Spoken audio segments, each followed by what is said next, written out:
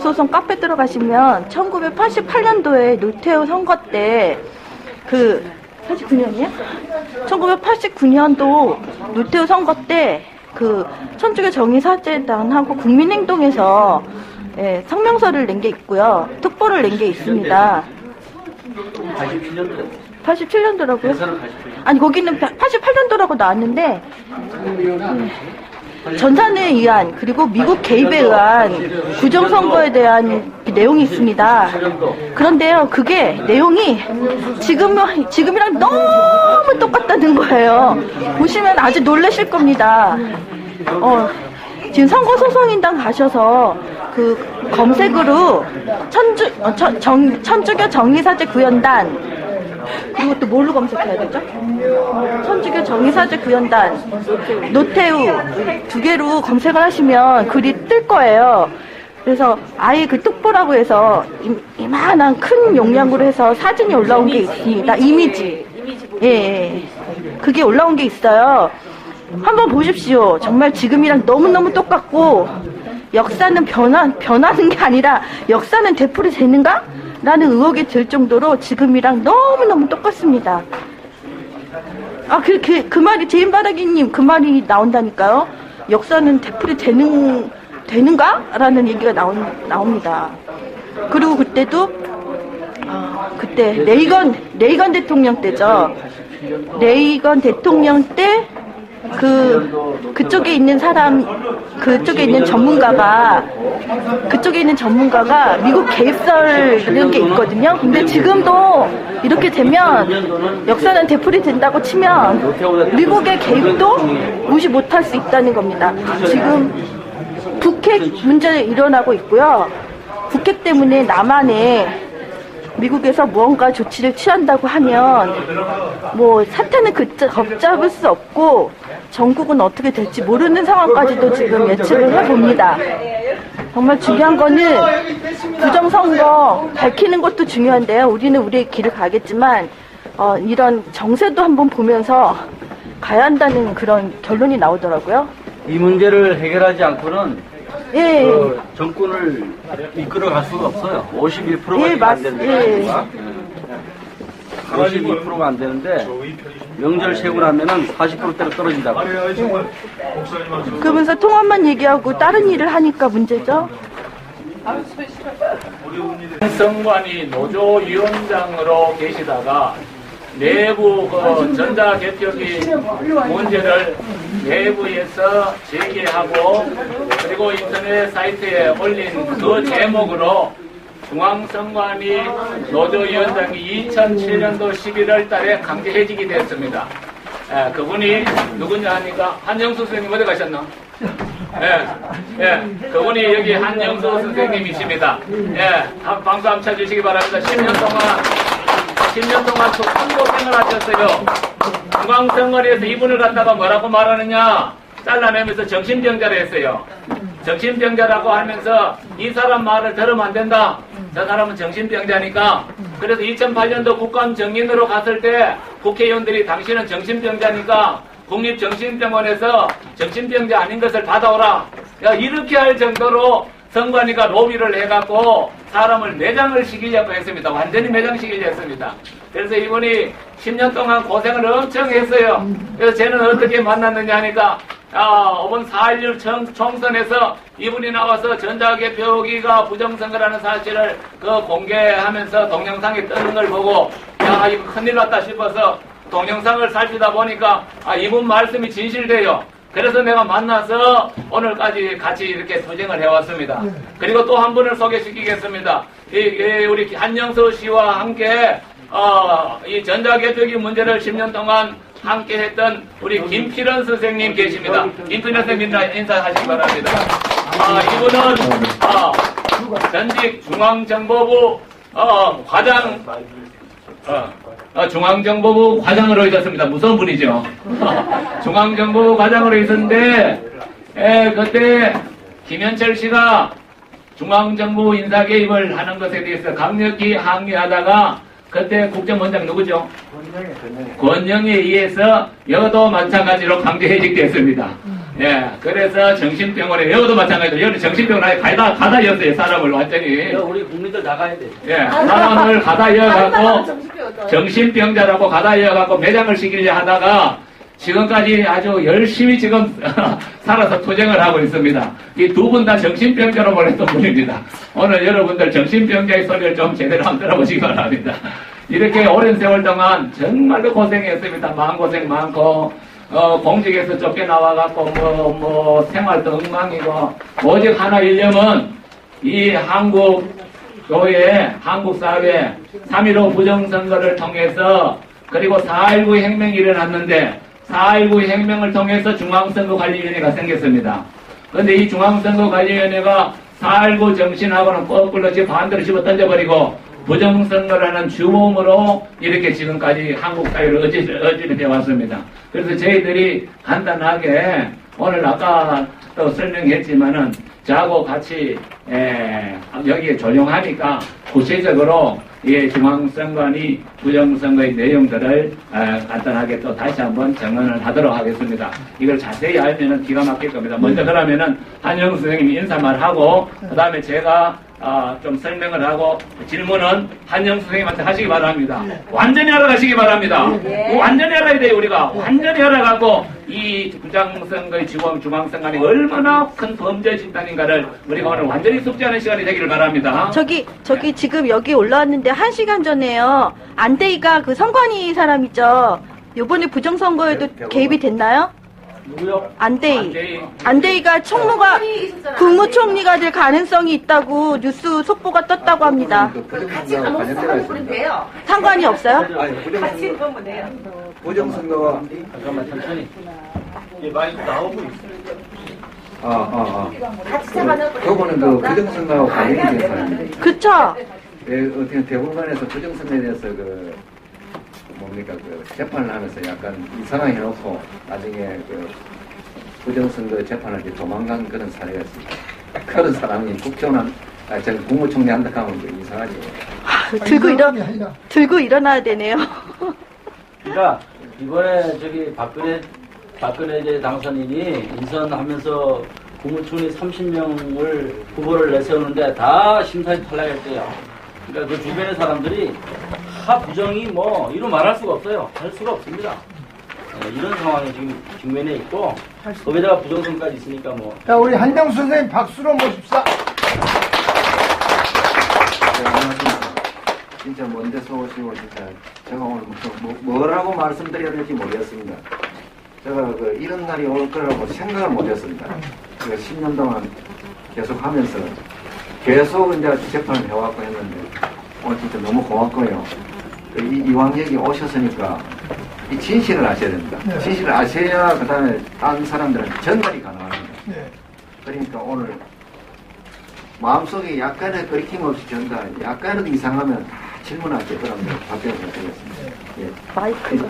지금부터 마이크가. 혹시 기자분들 있습니까? 기자분들. 아까 기자 질의응답 시간을 안 가져가지고 정보과에서 나온 사람들이 있어요? 지금 정보과에도 이거 보고하시도 이상합니다. 이거 누구나 다 오시고 다 들어보시고 판단하시고 이제 보고하시고. 잘 적으라. 나라를 전복하고 하는 거 아니니까 원래.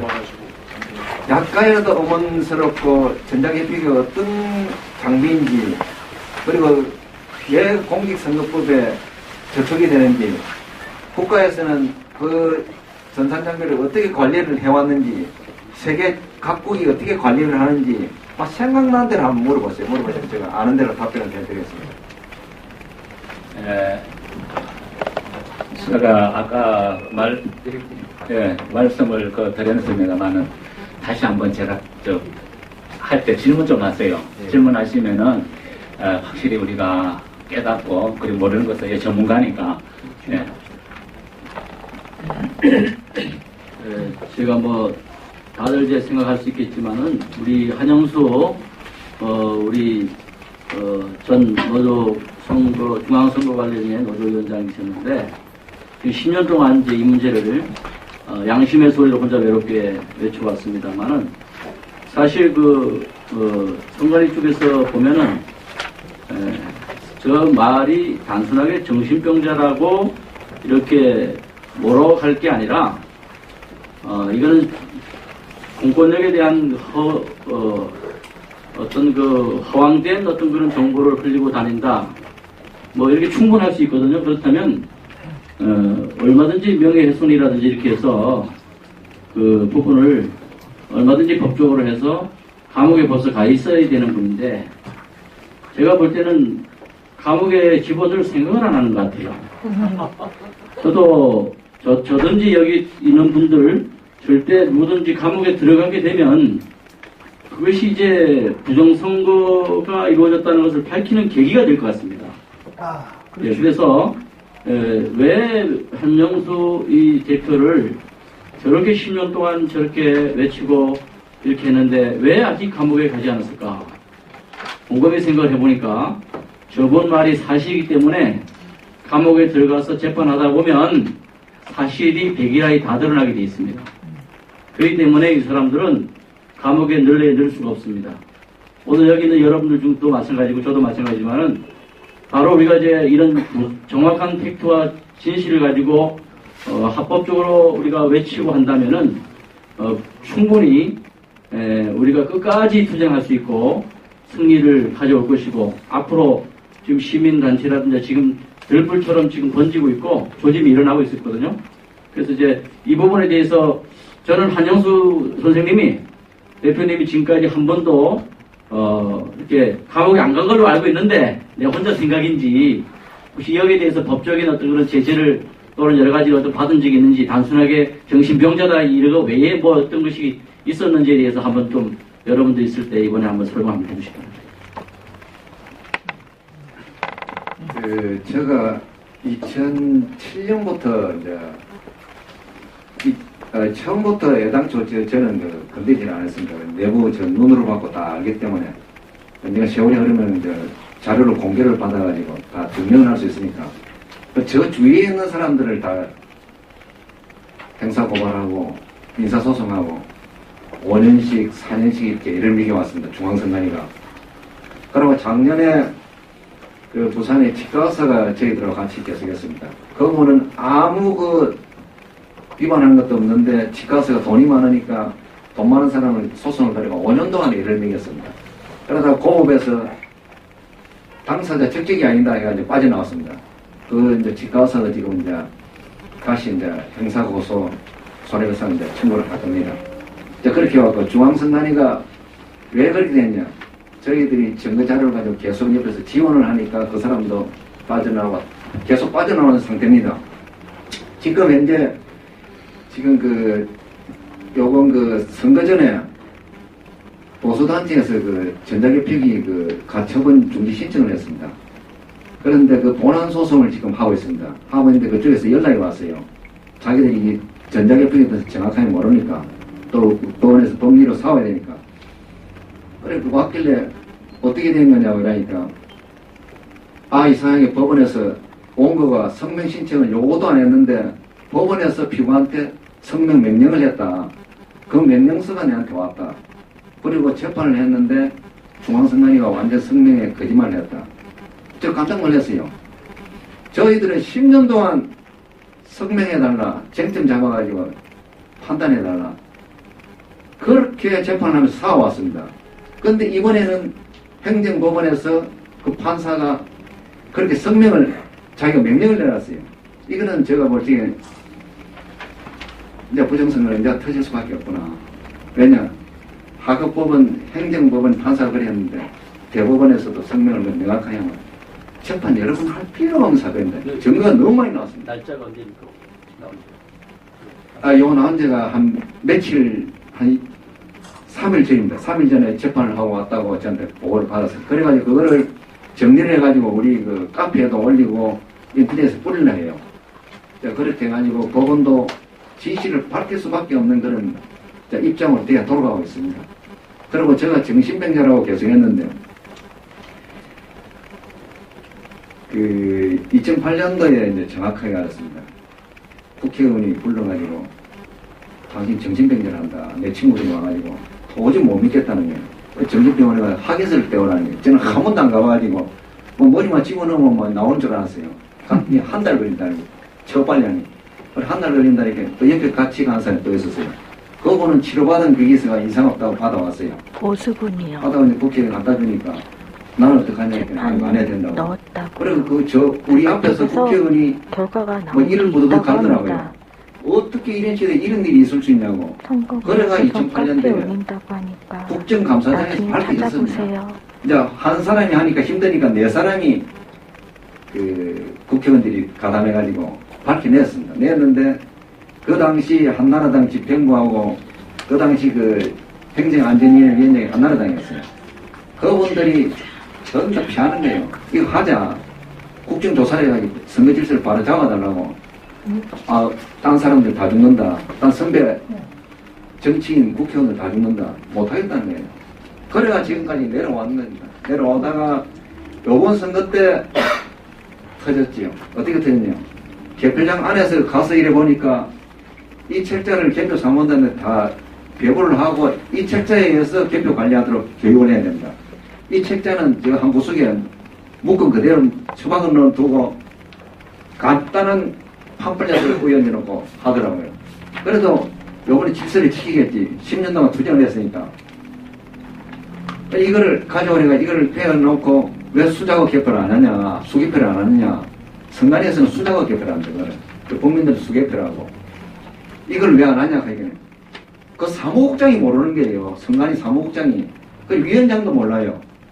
그 우리 저쪽에 김필훈 형님하고 같이 참가를 했습니다.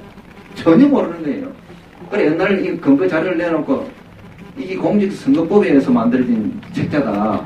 178조 2항에 의해서 만들어진 책자다. 왜 이걸 모르냐, 하니 전혀 모르는 거예요. 그래, 선관위 위원장부터 직원이 일체 모르니까 참관인이 알겠습니까? 참관인은 수백만 1억이 있어도 모르는 거지. 못 찾아내는 거예요. 전혀 교육을 안 시켜요. 네, 이런 상태였습니다. 이런 상태. 전혀 교육. 수교패를 해야 되는 걸 모른단 말이에요. 네, 모르는 거기서 거예요. 자체가 교육을 안 했기 때문에 교육을 자체가 안 했다는 것은 수개표를 안 했다는 거예요. 예. 교육도 네, 없었고 순서부터. 이 수개표를 가리키면은 과거가 부정선거다는 것이 그대로 드러나버린 거예요. 교육을 시킬 수가 없었어요. 그리고 또 의심이 안 납니까? 왜 이 부정선거가 10년 동안 그대로 내려왔느냐? 되게 의심, 전부 다 그걸 물어봐요. 제가 선관위 공문을 법원 소송 등을 통해가지고 공개를 받아 이래 보니까 한 사람이 부정선거를 했어요. 아까 목사님 말씀하셨지요. 그 논문 제출한 그 중앙선관위 사무총장 임자순 씨가 전자개 표기를 만들었습니다. 그 사람이 근무하면서 어떻게 했냐, 선관위 내부에서. 선관위 내부에서 신처럼 행동을 했어요. 내만큼 선거법을 많이 알고 내만큼 능력 있는 사람이 없다. 직원들은 완전 뭡니까? 또 김일성 집단처럼 그렇게 세뇌를 시켰어요. 그 제가 노조를 하면서 그 정면으로 사왔어요. 뭔 이런 소리를 하느냐. 니는 내 눈에 보여 아무것도 아니다. 이제 이렇게 이제 사람이 붙었단 말이에요. 붙어가면서 직원들 뭡니까? 저 노조위원장은 저 미친놈이다. 이 유명한 사람을 어떻게 그려보느냐. 유명 안 하다. 근데 이렇게 이제 사람이 붙었죠. 붙어가 나는 소수고, 극소수고, 저쪽은 다수고. 자, 부정선거를 이제 구상을 했는데 그 사람은 선거국에만 계속 근무를 했어요. 그러니까 정치인들 왔다 갔다 하는 거 국회 선거법 개정하는 거 일체 다 알고 있는 거예요. 알고 정치인 누구하고 연결됐는지 모르지만은 부정선거를 시나리오를 짰어요. 보니까 공문 전체를 파악해보니까 시나리오를 짜가 어떻게 짰냐. 공직선거법 부칙 5조 있지요. 그것을 부칙 5조 한번 잠깐 예. 보여드려요. 부칙 5조에는 이 상태, 이거를 가지고 이 부칙 5조는 공무원들은 안 봅니다. 부칙은 뭐가 하면은, 본칙을 잘 성립하고 그 관리를 잘하기 때문에 부칙에 넣습니다. 중요한 사항입니다, 이거는. 이거는 일정한 기간이 지나면은 경과되면 다 무효됩니다. 그러니까 직원들도 이걸 안 봅니다. 여러 조문이 많으니까. 이 부칙은 특별한 부칙입니다. 전산조직으로 부정선거가 일어나니까 부칙에 일부를 넣어놔 강조를 하는 뜻에서 부칙에 넣어놨는데 94년도 국회에서 이것을 선관위 내부에서는 직원들이 모르니까 이 부칙 5조를 숨기면서 부정선거를 하는 거예요. 이 부칙 5조는 내용이 뭐냐? 명확하게 하라는 얘기. 명확하게 하라는 거예요. 명확하게 하고 전산 장비 이게 뭐가 하면 보궐선거했다. 강제 규정입니다. 법정 강제주의에 가지고 전산조직을 관리할 적에는 어떻게 해라는 그런 내용의 그 조문입니다. 이게 무슨 말이냐면 대통령을 만들고 국회의원을 만드는데 아무 객이나 서가지고 조작하면 큰일 나잖아요. 그러니까 공직선거법으로 강제하는 그런 규정입니다. 94년도 국회에서 이제 이해가시죠? 전 세계가 전부 다 법정 강제주의로 운영을 하고 있어요. 이건 뭐 말 안 해도 그렇게 되죠. 그렇게 하는데 중앙선관위는 이거는 직원들이 모르니까 94년도 아니다. 이거는 임의적으로 우리 사용할 수 있다. 는 조항을 178조 사항에 의해 가지고 위임을 해준 그 규칙 99조 3항으로 속된 말 장난쳤는 거예요. 임의 규정을 지금 멋대로 해석을 해가지고 사용을 했는 거예요. 이게 뭡니까? 공직선거법 부칙 5조는 법입니다. 규칙을 임의 규정을 만들어가지고 부정선거를 하는 겁니다. 근데 이해가십니까? 아주 치밀하게 했는 거예요. 지능적으로. 이제 이거를 제가 밝혀냈죠. 부정선거다. 이러니까 저를 집어넣으면 어떻게 합니까? 목사님 말씀대로. 집어넣으면 탈락을 하는 거예요. 지금 검찰에 가서도 집어넣어라. 내를 집어넣어라. 안 집어넣는 게 조사해라. 조사를 안 하는 거예요. 어제도 그 김명호 교수님이 그 중앙선관위 위원장 김능한 씨를 고발했습니다. 그렇죠. 저하고 같이 가가지고 조사를 받는데 검사가 적당하게 해가지고 이 부정선거를 문태고 가려고 하는 거예요. 그래 검사할 때 이건 아니다. 녹음 녹화실에 가서 조사받아라. 이거 가지고 오래 조사받을 것도 없다. 이렇게 하면 검사가 안 된다는 거예요. 왜 조그마한 것도 내 옛날 조사할 때 그려놓고 왜 이 큰 이거 부정선거를 그렇게 하느냐. 뭐 안 된다고 우기는 거예요. 그 싸움이 붙었어요. 아, 검사가 의식이 있습니까? 네. 그래 그 검사하고 싸움이 붙어가지고 그 검사 이름이 뭐예요? 진재선 씨. 저거요. 중요한 거예요. 이런 그분하고 의식 있는 검사. 이제 상황이 붙었어요. 붙어가지고 이제 20분 동안 이제 대기실에 대기를 하고 있으니까 검사석에 와가지고 이제 김명호 교수부터 불러가는 거예요. 회유를 하는 거라. 한영수 말 듣지 말고 그만 적당히 조사받고 끝내자. 그래서 김명호 교수님이 한영수 말이 맞다. 이거 그 녹음 녹화실에 가가지고 금방 끝내자. 뭐 구질해야 하느냐. 이렇게 하는 김명호 교수를 또 저한테 오도록 했어요. 와가지고 검사를 만나봐라. 검사실로 갔어요. 내가 검사를 살려주기 위해서 이런 제안을 하니까 뜻을 알아라고. 지금 부정선거가 지금 이제 국민은 알대로 다 알았다. 당신 김능한 위원장 조사할 수 있냐? 대답을 못 하는 거예요. 조사할 수 있나? 나도 선관에서 내가 단속하면서 높은 사람들 조사를 많이 했지만 장관급 이상 어떻게 함부로 조사하냐? 조사할 수 있냐? 대답을 못 하는 거예요. 조사 못하면은 고금이나 그 대금에 그 올려라. 대금 그 중수부에 올려가지고 중수부에서 달아라. 그러면 자료 다 들고 와가지고 부정선거 뭐든 알려주겠다. 그래야 당신도 살고 나도 살고 다 산다. 무슨 말인지 알겠죠? 그러니까 예약하면서 컨트롤하면서 나왔는 거예요. 내 이거 거부 아니다 이거. 수사 거부 아니다 이거. 아유 거부 아닙니다. 이렇게 하고 나왔어요. 지금 무용담이 아니고 그렇게 하고 나오니까 김용호 교수가 잘하셨다. 나는 그러면 대강하고 나오려는데 큰일 날 뻔했다. 그래 나왔어요. 저 사람들 검찰에서 이제 조사 안 할 거예요. 그러니까 어떻게 되냐면 우리 교회단체, 사회단체 전부 다 모아가지고 고발장을 집어넣어야 된다. 무슨 말인지 알겠지요? 선거 모의소송은 딴 겁니다. 누구를 이거 형사소송으로 가는 겁니다. 누구를? 중앙선관위 위원장, 예, 그 상임위원은 상임위 전부 다, 뭐 중앙선관위 위원장 외에 사무총장 그 간부들. 몇 명이요? 이름 좀 가르쳐줘. 몇 명? 보호적들을 좀 그거 다시 한번 이름을 중앙선관위 위원장 김능한, 그 다음에 김능환, 예, 그 다음에 상임위원 이종우, 이거 불법선거 주범들입니다. 예, 요 사람들이 지금 사무총장 문상부, 사무총장 문상부, 예, 그 다음 사무차장 김용희, 김용희 사무차장, 예, 김용희. 이 사람들이 주범들입니다. 실질적으로 주범들입니다. 그 사람들이 2002년부터 지금까지 부정선거를 해오고 저끼리 승진해 온 사람입니다. 그래야 그 사람들이 전부 다 막아왔어요. 다시 명이라고. 네, 다시 좀 한번 네. 그 명함. 중앙선관위 위원장 김능환, 예. 그다음에 상임위원 상임위원이 이종우. 이명박 대통령이 임명한 사람입니다. 예, 그렇죠? 예.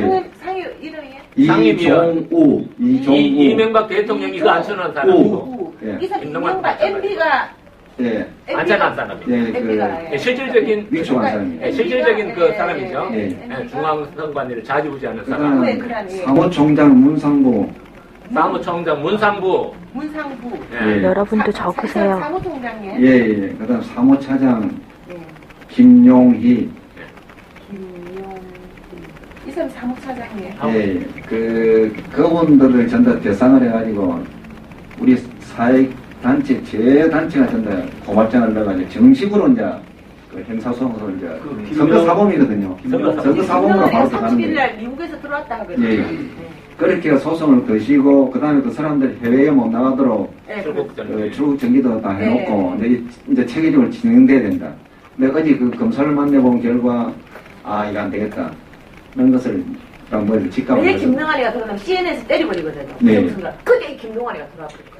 이제 그런 상태였습니다. 예, 그게 네. 제 피가 들어오니 네. 제가 자신이가 들어가는 거예요. 지금 그 이상 또 질문하실 거예요. 제가 잠깐 설명해 드리겠습니다. 아, 그래서 이 사람들이 지금 법을 피하려고 지금 몸부림칩니다. 그 법이 뭐냐? 공직선거법 5조, 부칙 5조를 피하려고 지금 몸부림칩니다. 왜? 여기 걸리면은 이제까지 선거 다 무효가 됩니다. 공직선거법 5조가 아까도 이야기했지만은 93년도에 국회에다가 선관위가 모든 선거에 전자개표기를 사용해 주십시오. 제안을 했어요. 근데 94년도에 국회의원들이 정치개혁 특위에서 이거 위험하다. 그래서 이거는 보궐선거에만 사용하라. 이래서 이걸 만든 겁니다. 이거 아주 중요한 겁니다. 이거 만들 뿐만 아니라 보궐선거에도 사용할 때도 이것을 양당 교섭단체 협의를 받아라. 그래서 여러분들이 이번에 협의를 받았어요. 민주당에 제가 찾아갔어요. 너희들이 전자개표기 부정선거를 아느냐고. 그걸 내가 제보하러 왔다 했어요. 그건 시근통이에요. 그래서 선관위 부정선거인데 왜 너희들 가만히 있느냐 그러니까 자기네들이 사용 승인을 해줬다 그래요. 전자개표기 사용 승인을 해줬다는 그래요. 그러냐? 그러면 사용 승인을 해줬으면 나한테 그 사고 좀 달라. 안 된대. 왜 안 주느냐? 선거해놓고 하려고 또 시민단체에서 이렇게 내주면 자기네들 입장이 곤란하다 하면서 거기에 대해서는 항고를 해버려요. 그래서 뭐냐? 공직선거법 부칙 5조 굉장히 좀 요걸 피해가려고 하다 보니까 여러분들이 전산장비를 기계장비라고 자꾸 하는 거예요. 요건 전산장비거든요. 전산장비는 공직선거법 부칙 5조의 규정을 받게 돼서 이거 94년도 국회에서 정한 겁니다. 그래서 양당의 보궐선거에 사용할 때도 양당의 교섭단체를 가진 그 양당의 협의를 거쳐야 되고 제어용 컴퓨터를 공인기관에 검증을 맡아야 돼요. 그 공인기관에 검증 맡았습니까? 한 번도 안 맡았어요. 이것들이 사용하면서. 공인기관에 검증 맡아야 될 뿐만 아니라 이 전산 장비이기 때문에 개표 사무원을 전산 전문가를 위촉을 해야 돼요. 전산 전문가 위촉했습니까? 언영원들을 하고 뭐 이래요. 그러고 각종 제방 규칙을 정해서 해야 돼요. 하나도 안 했어요. 이게 뭐냐니까 기계 장비라고 자꾸 속에서 전산 장비 법을 피해가려고 이제까지 그 몸부림친 거예요. 예. 그래서 투표지 불리기는 기계 장치입니다. 기계 장치입니다. 예, 질문하십시오. 목사님, 다 훌륭하신 분들이 이렇게 오시고 뜨거운 관심을 가지고 오셔서 감사드립니다. 그런데 여기에 조금 우리가 선관위 이 부정선거에 대해서 좀 편차가 있어요. 수준이 높은 분들도 계시고, 인정하신 분들도 계시고, 그러니까 또 사실 이제 이 지방에 가서, 지역에 가서 이걸 설명을 하려면 제2의 한영수 선생이 또 필요하단 말이에요. 그러니까 조금 강의를 체계적으로 제가 하겠습니다. 예, 그렇게 조금 좀 하셔요. 예, 제가 하겠습니다. 그러면 설명은 질문을 들어보겠습니다. 그럼 제가 질문 하나 드리겠네요. 잠깐만, 요거 하고 났어. 예. 그러면은, 전산, 이 사람이 국민들 속이가 있는데, 가장 뭐냐, 법을 피해가려고 합니다. 법을 피해가려고. 그 법을 피해가려면은 전산 장비를 뭐라고 하느냐, 기계 장비라고 속이는 겁니다. 근데 이게 전산 장비를 우리가 어떻게 하느냐, 이 컴퓨터 본체가 있습니다. 제가 오늘 나눠준 것에 그렇게 다 있습니다. 컴퓨터 본체가 있고, 요걸 제가 말하는 이 투표지 분류기입니다. 이 투표지 분류기. 이 투표지 분류기는 전산 장비 이 명령에 따라 움직이는 이게 전산 장비, 이게 기계 장비가 아니거든요. 이게 기계 장비입니까? 여러분 집에 프린터가 기계 장비인가요? 컴퓨터 없이는 움직일 수가 없어요. 요걸 갖다가 기계 장비라고 자꾸 하는 거예요, 얘네들이. 기계 장치. 그 기계 장치라 하면 뭐냐? 공직선거법 부칙 5조를 피해갈 수가 있다. 이 말씀입니다. 그래서 이걸 갖다가 법을 피해가려고 법을 속이고 있는 거예요. 자, 여기 자세히 보세요. 5조를 어떻게 피해갈 수가 있습니까? 그걸 확실히 우리가. 공직선거법 부칙 5조는 전산 장비는 보궐선거에만 사용할 수 있다. 이 규정입니다. 다시 한번 보겠습니다. 보조다, 보조. 자, 여기 한번 보세요. 자, 여기 보시면은 여기 94년도 국회에서 정했습니다. 내가 아까 이야기했지만 93년도 전자개표기를 모든 선거에 사용 좀 해주십시오. 이렇게 자기들이 국회에다가 하다가 국회에서 1년 후에 94년도에 가져갔어요. 94년도 1년 후에 전자개표기가 위험하다. 그래서 보궐선거에만 사용하라. 이게 못 박아놨다는 거야, 이게. 이게 아주 중요한 법이며. 국회에서 94년도에 정치계 특위에서 못 박아놨어요. 선거는 전자개표기 때만 사용해라. 그리고 전자개표기를 사용하되 양당의 보궐선거에 사용해도 그것도 위험하니까 양당의 협의를 거치고 저용 컴퓨터를 공인기관에 검증을 받아라는 거예요. 공인기관에. 저용 컴퓨터가. 제어형 컴퓨터를 어느 것이 이걸 저용 컴퓨터입니다, 이거는. 이게 제어형 우리 네, 일반 컴퓨터를. 하드. 네. 요거를 검증 받아라. 받아라. 운영 프로그램입니다. 네, 운영 프로그램을. 네. 그거 소프트웨어 아니에요? 소프트웨어. 네, 요걸 검증 받아라. 네. 이것도 뒤집어지기는 하드웨어. 예. 네, 그래서 요거를 갖다가 쉽게 말하면 검증 받아라 하면서 또 요게 이제 전산 전문가를 개표장에 두라. 아주 엄격하게 해놨어요. 그러면은, 예, 질문. 예. 죄송합니다. 아니요, 질문하세요. 좀 먼데서 오시기도 하고, 예. 또 같은 내용을 아시는 분들은 예. 좀 세지 않나 싶습니다. 아, 그래서요? 예. 그래서 뭔가 하면은, 우리 한영수 선생님 이야기만. 아니 위원장님께서 아닙니다. 그게 아니고 그 동영상을 만들어 올리는 걸 제가 봤거든요. 예. 설명을 잘 하셨더라고요. 네. 그거 보면서 네. 이미 자료가 있는 것들은 반복을 하지 마시고 네. 여기 핵심적으로 설명하실 부분 그것만 하시고 네. 질문 좀 받으시고 네, 질문 좀 받으시고. 예, 그러니까 그렇게 하시고 예. 지금 너무 강분하려고 하는데요. 다 지금 설명하려고 18대 하면 대선, 총선 그것만 다루지 지금 너무 강분하고 10년 전에 거 들어가면요. 지금 이 본질이 흐르습니다. 그렇죠. 우리가 18대 어디까지나 대선 부정선거에 대해서 17대는 놔두고 일단 18대부터 구명을 하고 그 다음에 17대로 가든 10년 전에 20년 가든 지금 94년도 그냥 꺼내면 순수히 이거는 아무런 의미가 없고 목회업을 하시던 결국 목회- 한영수 씨하고 예를 들어서 박근혜하고 딜을 하시죠. 신도들과 네, 바로 이 목회만 바로 하시던 소소한 목회자분들이십니다. 110명이 하셨습니다. 하루가 지금 급합니다. 그런 데서 설명이 예, 되면 저기 지금 당 설정을 빼들어와야 됩니다. 작물이기 때문에요. 법으로 안 거쳐도 지금 우리가 국민들이 가서 빼들어올 수 있습니다. 그런 조건이 있어요. 예, 불법으로 개표했기 때문에 지금 그게 겁술무지. 지금 법을 떠나고 충분히 알았습니다. 어떻게 우리가 지금 10며칠 남았는데 그 무대에 서기 전에 가서 우리가 어떻게 단결을 해서 부정이다, 이 작물이다. 법원에서도 인정을 했거든요. 자, 그러면 우리가 빼들어오는, 자, 우리 정정당당하게 부정으로 취득을 했으니까, 작물이니까 빼들어. 이거를 지금 연구를 해야지. 네. 17대 10몇 년에 지금 그거 해가지고는 그건 사후 문제입니다. 예예. 잘 알고 있습니다. 예. 네. 이게 뭐 지금 네. 그 지나간 얘기는 좀 이렇게 상가해줬으면 좋겠습니다. 네, 예. 그리고 저기- 아무런 지금 의미가 없고요. 한영수 씨가 오히려 그냥 역적이 되는 거예요. 진짜. 아예 알았어요. 예. 네, 그러니까 제가- 지금 18대만 다룹시다. 예. 네, 그리고 예. 제가 얼마 전에 그 한겨레 신문에 우리 부정선거를 좀 다뤄달라고 하는 항의를 하면서 제가 이런 얘기를 했거든요. 왜 이렇게 다루지 않느냐 했더니 쭉 들어보고 팩트가 없다. 혹시 여기 기자분들 계십니까? 없어요? 있어야지 내가 좀 이게 말하는 게 되는데 팩트가 없다라는 그 얘기를 해요. 팩트가 없는데 어떡하냐. 그래서 내가 이런 얘기를 했습니다. 여러분들이 이런 논리를 써야 됩니다. 기자들이 꼼짝 못하고 이제 당하는 거죠. 왜냐하면 팩트가 없어서 그렇다 했습니다. 그래서 이랬어요. 여보십시오. 언제 기자들이 사실로 판결 난 것만 가지고 대법원 판결 난 것만 가지고 두고 기사를 쓸 거냐고 그랬어요. 맞잖아요. 의혹이 있으면 기자는 가는 것이고 의혹이 있는 그 사실이 팩트다. 팩트는 뭐냐면 분명히 대한민국에서는 18대 대선이 일어났고 대선에 대해서 의혹을 가지고 있는 그 국민들이 엄청나게 여기저기서 의혹을 제기하고 있는 이 사실이 팩트다. 이 사실을 알리는 것이 기자의 소명이다.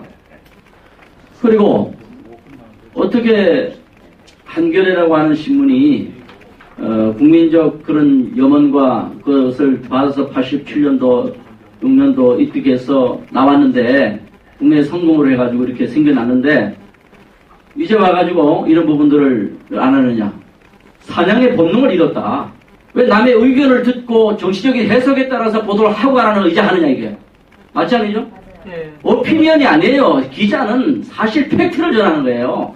의혹이 있으면 의혹을 파헤치고 사실이 아니면은 그 자체가 벌써 이 사회에 기여를 하는 거다. 지금 이 상태로 해서 2002년도부터 해가지고 지금 부정에 대한 의혹이 일어났고 계속 2008년도에도 그렇고 계속 일어나는데 이번에 당선인을 떠나서 앞으로도 다음 선거에 똑같이 일어난다. 그러면 국론 내 이 분열이 되고 얼마나 문제가 생기느냐. 그러면 기자가 할 일이 뭐냐. 국민들이 나서서 하기 이전에 기자들이 이런 논란이 되고 의혹이 되는 부분들을 왜 의혹이 이렇게 생겼는지를 분석을 해야 될 거 아니야. 내가 분석해볼까 했어요. 한번 해보라 하더라고요. 그래서 내가 그러면 이렇게 의혹을 제기한 책임이 어디 있느냐. 의혹을 책임을 국민들이 이렇게 못 믿겠다라고 하는 이대로 못 가니까 그 의혹을 따져보면 어디 있느냐 하면은 그건 바로 국회도 있고 정부도 있고 중앙선관위도 있다. 물론 그 부정선거를 조직하고 있는 사람들은 제외하고라도 일단은 그거를 묵과하고 넘어가는 엉성하게 하고 넘어간 이것이 벌써 정치권이라든가 책임이 있고 그럼 기자는 뭐라고 얘기해야 되느냐. 왜 이런 논란이 생길까? 벌써 2002년도부터 해서 계속 이런 문제가 제기되는데도 불구하고 예상되는데도 불구하고 논란이 이걸 계속 그냥 덮고 넘어갔다라는 게 문제 제기를 하라고 했어요. 바로 이것을 기자가 써주고 문제 제기를 해주고 앞으로 이런 것을 국회라든지 정치권에서 진짜 법으로 나와 있잖아요. 법조항으로 나와 있는 것을 하지 않았기 때문에 이런 논란은 계속될 것이다. 차제에 기자는 이 문제를 정치권에서 해결하지 않고는 이 문제는 계속적인 우리나라의 고질적인 문제로 일어날 것이라는 기사를 그 기사만이라도 한 줄 써주면은 그 자체가 벌써 발전이다 말이죠. 내가 이 얘기를 했습니다. 여러분들도 기자를 한테 전화를 하든지 누구한테 하든지 그 사람들은 나한테 이런 얘기를 해요. 그럼 선생님 말씀대로 내가 기자를 우리 한겨레에서 다 썼습니다. 그래서 수개표를 했습니다. 그러면 수개표 했는데 박근혜가 이기면 어떡하냐 이거예요. 내가 하도 기가 막혀가지고 여보시오. 지금 누가 이기고 말고 하는 생각을 가졌다라고 하는 것이 아니다. 그리고 당신은 벌써 박근혜가 이기고 변화가 없으면 어떻게 하겠느냐는 기자 정신이 아니다 이거는. 이게 문제가 아니다. 이기고 지고의 문제가 아니라 정확한 거는 법대로 하지 않아서 의혹이 계속 생기는 게 문제인데 결과가 안 바뀌지 못하게 하느냐 그게 겁이 나가지고 우리는 죽습니다 이 얘기예요. 그러면. 네, 그러니까 18대 대선에 대해서 네. 지금 우리가 그래서 있거든요. 네. 그걸 좀 얘기를 해주세요. 그래서 이 부분을 우리 여기 오신 분들이 그래도 관심을 가지신 분들이기 때문에 누구한테 설득을 하든지 기자들한테 설득을 하든지 간에 정말 우리는 누가 이기고 지고 사실 중요한 게 아닙니다. 이번 선거는 누가 이기고 중요한 게 아니라 정말 이대로 다음번에 또 논란이 되면은 우리 국론은 기자는 지금 뭐 누가 검은이 누구니 하얀니 지금 종북이니 빨갱이니 다시 불 붙이고 있는 이때에 다시 우리가 저희 선거 때문에 계속 논란이 돼서는 안 되지 않습니까? 그래서 차제의 이런 논란은 없어야 되기 때문에 우리가 나선 것이고 교회가 나선 것이고 목사님들이 나선 것이니까 우리 국민들이 여기에 초점을 맞춰서 누가 되고 안 되고 이거 떠나서 정말 힘을 좀 합했으면 좋겠습니다. 바로 그거죠. 팩트가 오늘 그런 질문. 팩트 그거예요. 자, 그리고 제가 잠깐 질문 하나 드리겠습니다. 저기 네, 먼저 괜찮습니다. 지금 그냥. 저쪽에 먼저 좀. 저쪽이 먼저 하셨어요. 먼저 해. 마이크 드릴까요? 마이크 좀 주세요. 이제 그쪽에 그만 얘기하시고 오늘 18대 대해서만 지금 팩트를 좀 자, 오늘 왜냐하면 교회도 시간을 빨리 차를 한정수 위원장님을 어렵게 모셨으니까 이 선거법이나 그다음에 18대 대선에 관한 질문과 답만 하도록 하겠습니다. 저는 이제 그 부정개표 보고 나서부터 계속 제가 조사를 개인적으로 하고 있었는데 그 중앙선관위에 조사를 계속 정보공개 요청을 하다가 너무 짜증이 나가지고 종로선관위를 갔어요. 도대체 이 개표가 어떻게 진행되는 거냐 전산 과정부터 다 물어봤을 때 그 종로구에서 행망 변경된 부분이랑 예비망에 대해서 말씀을 해주셨거든요. 그러니까 행망이 원래는 개표소에서 그 개표 현황이 그 행정망 그러니까 구청 시청이나 이런 서버를 통해서 그 선관위로 가던 것이 중앙 선관위로 다이렉트로 가도록 그 작년에 다 변경을 했다고 해요. 그래서 그 부분에 대한 공문이 2010년에 서울시를 통해서 왔고 그런 부분이 우리가 공문을 갖고 있다라고 얘기를 했는데 예비망이라는 것도 작년에 신설이 됐는데 예비망이 뭐냐? 걔네가 디도스 공격을 받았다고 주장을 하잖아요. 근데 그거에 대비해서 예비망이라는 게 신설이 돼서 예비망을 통해서 서버가 다운됐을 경우에 예비망으로 접속이 가능하다고 하셨거든요. 그리고 제가 들었을 때 굉장히 의아한 부분이 개표소랑 선관위의 사무실이 전산이 연결되어 있다는 그런 이상한 말을 하셨어요. 제가 확인해보지 못했지만 어쨌든 그런 세 가지의 이상한 점이 작년에 다 변경이 되었는데 중요한 건 제가 그 부분에 대해서 종로구 선관위에도 정보공개 요청을 했고 중앙선관위도 정보공개 요청을 했어요. 근데 종로 선관위에서는 분명히 그거에 대한 공문이 내가 당신의 전화를 듣고서 서류가 있는지 찾아보니까 공문이 있더라. 만약에 중앙선관위에서 오케이가 떨어지면 내가 너에게 그 복사만 해주면 된다라고 하셨거든요. 근데 중앙선관위에서 정보공개 요청을 했는데 비공개로 나왔고 그 답변이 자료가 있지 않다라고 했거든요. 그러니까 공문을 준 주체는 없고 받은 사람만 지금 공문이 있다고 말을 하는 거예요. 근데 그거가 1년 동안 발생을 한 거고요. 제가 중앙선관위를 찾아간 적이 있는데 전산과 직원을 통화를 하고 싶었는데 통화가 안 돼서 찾아갔는데 전산과 직원을 만나고 싶다. 내가 이 부분에 대해서 미심쩍은 게 있으니까 설명을 듣고 싶다 했는데 전산과 직원이 아무도 올라오지 않았어요. 다 출장을 갔대요. 이런 식으로 출장 갔냐. 그래서 전산과로 내려갔어요. 그랬더니 40-50명이 있더라고요.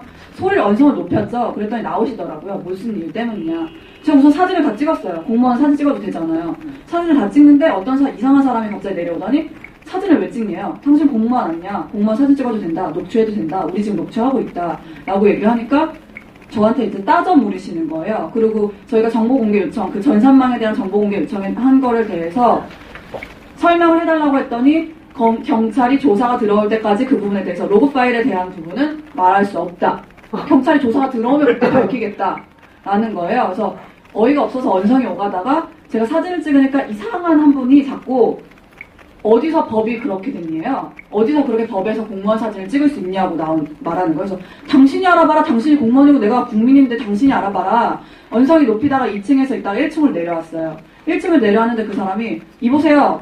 어디서 그 법조항이 있냐고 하면서 저를 못 나가게 하는 거예요. 문 버튼을 못 열게 하는 거예요. 저 지금 제가 담배 핍니다. 담배 피러 나갈 건데 너무 짜증나서 담배 피고 싶거든요. 나갈 거거든요. 몇 번이나 그 사람이 버튼을 못 누르게 막았어요. 되게 건장하신 남성분이었고 몸을 이렇게 들이면서 어디서 나왔냐고요. 아 기다리세요. 그럼 제가 전화해서 알아보겠습니다. 엄청난 위협을 받았겠네. 네, 그래서 제가 계속 안 열어주시길래 지금 감금이십니까? 지금 감금하십니까? 이렇게 말을 하니까 그때 돌변하더니 아 죄송합니다. 녹취록 이거 다 있어요. 죄송합니다. 네, 죄송합니다. 이러고서 물러쓰더라고요. 그래서 저는 나가서 경찰을 불렀습니다. 나 저 사람 신분을 모르겠습니까? 신분 조회를 해달라. 신분 조회를 했고요. 공무원으로 그 사람이 거기에 기독교 목사님이 공무원증을 보여달라고 부정선거에 성명서를 발표했다는 공무원에 겁니다. 관련된 니네 서류 갖고 와라. 그때 간지가 1월 중순이었는데 1월 1일에 선임이 된 사람이고 그렇기 때문에 공무원증이 없고 아직 없고 발부가 되지 못했고 뭐 서류를 작성해 왔는데 솔직히 그게 뭐 자기네들이 그냥 문서로 띠디릭 해서 나왔는지 어떻게 알아요. 그래서 그 사람의 신분 조회는 경찰을 통해서 했습니다. 이런 부분이 있는데 제가 궁금한 건 그 핵만 관련된 부분을 계속 중앙선관위에서 거부하고 있어요. 그리고 1월 7일에 그런 제보가 있었죠. 1월 6일에 그 선거 모의 소송을 하셨고 7일에 전산이 서버가 교체되고 있다는 제보를 받았거든요. 관악구에 사시는 분이 서버가 중앙선관위 통해서 들어가고 있다. 서버 교체를 하고 있는 것 같다. 라고 해서 제가 중앙선관위에 전화를 했더니 이것도 되게 이상한 부분인데 어떤 질문을 하던 전화를 다시 드리겠대요. 전화번호를 남겨요. 그러면 어떠한 전산과 질문을 하던 어디 질문을 하던 개표같이 김종만 씨께서 다 답변을 주세요. 그래서 그분이 이러시는 거예요. 제가 저기 중앙선관위 저도 확인을 했거든요. 근데 이제 저는 임 계장이라는 사람하고 통화를 했는데 그 서버 담당자라고 하더라고요. 네, 서버 교체를 하고 있대요. 네, 제가 전산과 통해서 다시 했을 때는 왜 거기에 가담자도 있고 가담하지 않은 사람도 있을 거 아니에요. 그러니까 되게 착하신 분이 가담이 안 하신 분이 전화를 받았나 봐요. 전산과를 전화하니까 근데 지금 서버 교체 1월 초부터 그 서버 다 새 서버 들어와 있고 환경 조성에 있고 중순쯤에 서버 교체 예정입니다. 2월 초에는 다 끝날 거예요. 라고 저한테 얘기를 하더라고요. 개표과 김종만 씨는 그 전에 저한테 서버 교체 절대 없다. 당신 책임질 거냐? 이름 걸고 책임질 거냐 했을 때 절대 없다고 했거든요. 이틀 전에. 근데 지금 서버 교체는 제가 다시 그 전산과 아주 좀 높으신 분인데 제가 사진도 다 찍어놓으신 분인데 그분께서 말씀하시는 걸 봤을 때 1월 중순 지나서 20 며칠 지나서 서버 교체는 완료가 된 것 같아요. 목소리가 굉장히 편하시더라고요. 그 전에는 아주 기어 들어갔어요. 아 어떻게 뭐 이렇게 막 기어 들어가다가 어느 순간 네 뭐 서버 뭐 다 경찰 법대로 하세요. 되게 당당하게 나오시더라고요. 교체가 완료된 것으로 보입니다. 그렇게 좀 답변 좀 마이크 좀 주세요.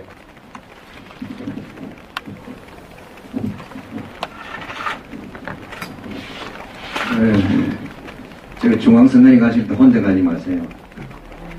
될 수 있으면 단체로 가가지고 하셔야 되고, 제가 봤으면 그 대가리 부숴봤습니다. 절단은 왜 그 사람들은 법을 내려놔야 돼. 너가 내라. 가져온다 하세요. 그럼 말이 시원찮은 거야. 아우창 그대로 여자 좋잖아요. 막. 나한테 때려보라 이렇게. 이 새끼가 어디 내 자유, 행동 자유를 방해하느냐 해가지고. 여자는 좋잖아요. 남자 불알을 차버리세요. 그대로. 그럼 목을 딱 발라보세요. 못 집어넣었어요. 왜냐하면 그런 분들은 맞아 죽어야 되는 분들이에요. 서버 제가 말씀드릴게요. 그 텔레비를 보고 개표 방송하면서 계속 실시간 그 누계로 올라갑니다. 올라갔는데 맨 마지막에 학정수하고 그거 틀리죠. 학정수보다 많던가 적던가 그건 왜 일어나였어요? 그거는 전자개표기에는 그런 옵션이 있습니다. 그 랜망을 통해가지고 실시간 그 중앙선관위 서버로 가도록 하는 시스템이 되어 있습니다. 그 시스템 아니고는 그렇게 실시간이 이렇게 나올 수가 없어요. 막 돌아가잖아요. 그게 이제 차이가 났다는 그 말은 뭐고 하면은 지금 전자개표기로부터 무선으로 올라가고 있다는 거예요.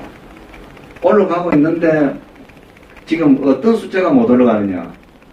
전자개표기에서는 후보자별로 분류된 투표지가 나오고 미분류가 나옵니다. 미분류 숫자는 중앙선관위로 올라갈 수가 없어요. 무슨 말인지 알겠죠? 지금 10년 전부터 지금까지 한 번도 안 맞았습니다. 그런데 지난 그 지방선거 때 서울시장 선거사무소에서 저한테 전화가 왔어요. 자료를 저한테 주면서 이게 어떻게 됐냐. 이 부정선거다. 이 잘못된 이 정보가 국민한테 가면 안 된다. 국민들한테 정확한 확정수가 가야 된다. 그러니까 내가 선거무효 소송을 해주겠다 하니까 그 당시 한명숙 선거사무실에서 안 한다고 했어요. 그래서 그 당시 못 도와줬습니다. 근데 이해 가시죠? 이게 개표방송 자막을 봐도 이 증거가 나옵니다. 나오고 아까 행상만 사용했다고 했습니다. 행상만 사용하든 무슨 말을 사용하든 해킹은 못 막습니다. 그러고 전산 전문가들이 1월 17일 날 저번에 문제가 났다 아닙니까? 이경목 교수님이 이제 문제가 나고, 그 다음 진선미 의원실에 가서 전산 전문가들 모여가 논의를 했습니다. 거기서 어떤 이야기 나오느냐. 중앙선관위 너가 해킹 안 된다는 말 하지 마라. 해킹 안 된다는 말은 전부 전 사람께서는 거짓말. 전용 인터넷망이 없죠. 없습니다. 그러니까 절대 안 된다. 선으로 오지 않는다. 어느 루트라도 들어와가지고 해킹 가능하다. 그게 지금 밝혀진 상태인데, 누구는 아무것도 모르는 공무원이 어떻게 해킹 안 된다는 소리 하냐. 그러면 우리가 이거 매장시키겠다. 이런 말까지 나왔어요. 그래서 중앙선관위는 너무 무식한 소리를 하면서 국민들을 더 무식하게 만든다는 거예요. 그 사람들이 그거에 대해서 분노를 느낀다고 막 토론을 했어요. 그럼 그 현장에서 어떻게 됐냐. 이거 전산 조직이라는 거예요. 그대로 나버렸어요. 이 전자개표기는 전산 조직이라는 걸 그대로 밝혀졌습니다. 이제 이해가 됐으니까. 국회의원이 이렇게 인정한 거예요? 예. 그냥 이야기하시죠. 그냥 얘기하세요. 간단하게. 자, 그러면요. 2012년도 총선에 대해서는 어떻게 생각합니까?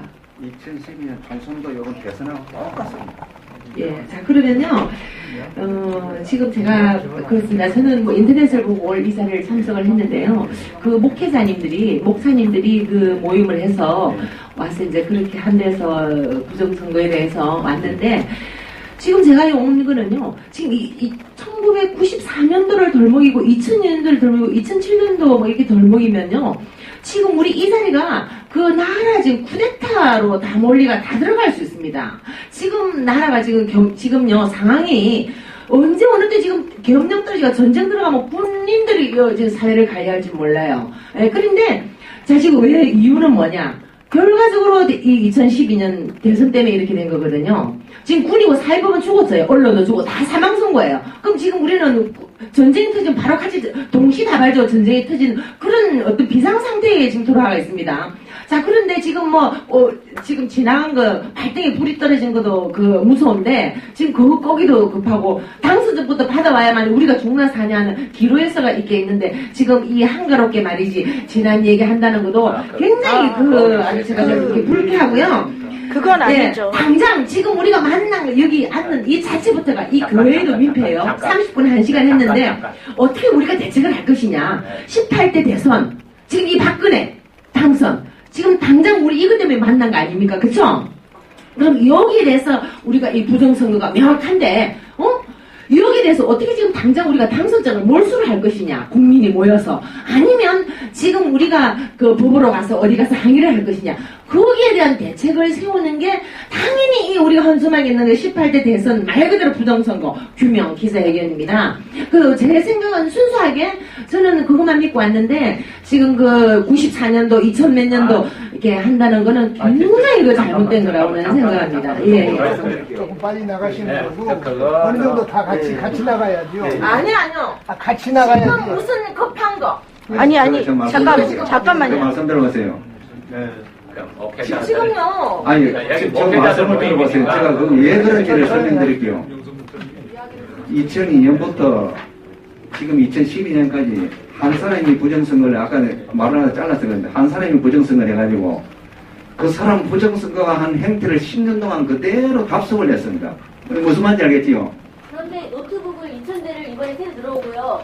무선대를 사용했다고 하더라고요. 예. 그게 문제죠. 그러니까 선관위에서 우리 SBS 방송망하고 랜이 연결이 안 돼 있는 상태에서 방송은 따로 방송하고 우선 랜으로 그냥 숫자가 올라간 거죠. 우선 랜에 2,000대의 노트북보다 조작한 게 그냥 보여준 거고요. 이쪽에서. 근데 그런 것들은 불수적일 수 있고요. 법적으로 들어가면 그런 것들이 전혀 상관이 없는 거예요. 그러니까 그것들은 그냥 부정적인 의혹으로만 갈 수 있는 거고 법적으로는 그게 아니라는 거예요. 2012년도 12월 1일까지 지금 우리 여기 아니 좀 절제하세요. 가만히 좀 계십시오. 아니 좀 절제하시라니까. 가만히 계시라니까. 아니 왜 지금 그걸 모르시고 계시거든요. 18대 대선.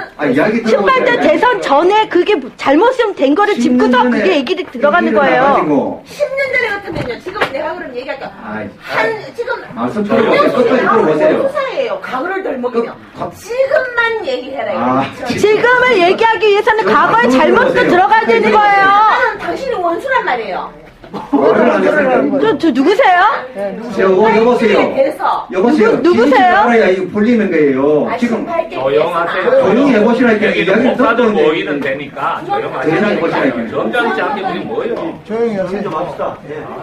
저 이야기들은 저도 제가 이거를 과거 거를 덜먹이는 것이 아니라 왜 과거 거를 덜먹이 되었냐면 10년 동안 똑같은 행동이 반복되었기 때문에 18대 하고 나서 조용히 좀 하시라니까요. 조용 좀 하시라니까요. 사고 체계가 연결이 되니까 과거를 갖다가 이야기할 수밖에 없는 거예요. 그렇게 10년 동안 똑같이 반복되었는 거예요. 그래 되니까 요거 18대에서는 이 반복되다가 이제 터졌는 거예요. 국민들이 한 번 더 번 어을 듣다가 터지니까 18대를 기준으로 해가지고 처리할 수밖에 없어요.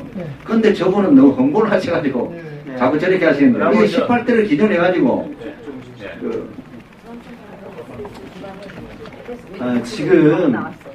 지금 투표 무효 소송 진행 중이잖아요. 예, 선거 무효 소송 진행 중인데 이제 박훈 변호사님이 저도 이제 변호사님들 민변에 소속된 변호사님들 2분 정도 접촉을 해봤어요.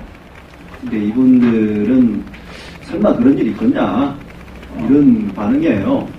아주 인권 활동을 열심히 하시는 변호사님들 수준이 그래요.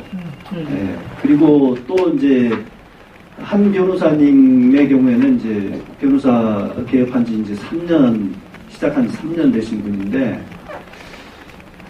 부정선거 의혹 관련한 자료를 제가 보내드렸습니다. 보고 싶다고 해서 검토를 했는데 절차상의 하자가 있는 것 같다. 그런데 본인이 나서면 이제 그 신출내기 치기 이걸로는 그 법조인 세계에서는 안 통한대요. 그 선후배 관계가 너무 명확해가지고 네, 맞습니다. 오히려 역효과가 난답니다. 그래서 이런 국가적인 중대사를 본인이 이렇게 이제 변호사가 이제 얼마 되지도 않은 사람이 나서는 것보다는 좀 그 신망받는 그런 그 민변의 변호사님을 좀 해가지고 하는 게 좋겠다. 그런 의견이었어요.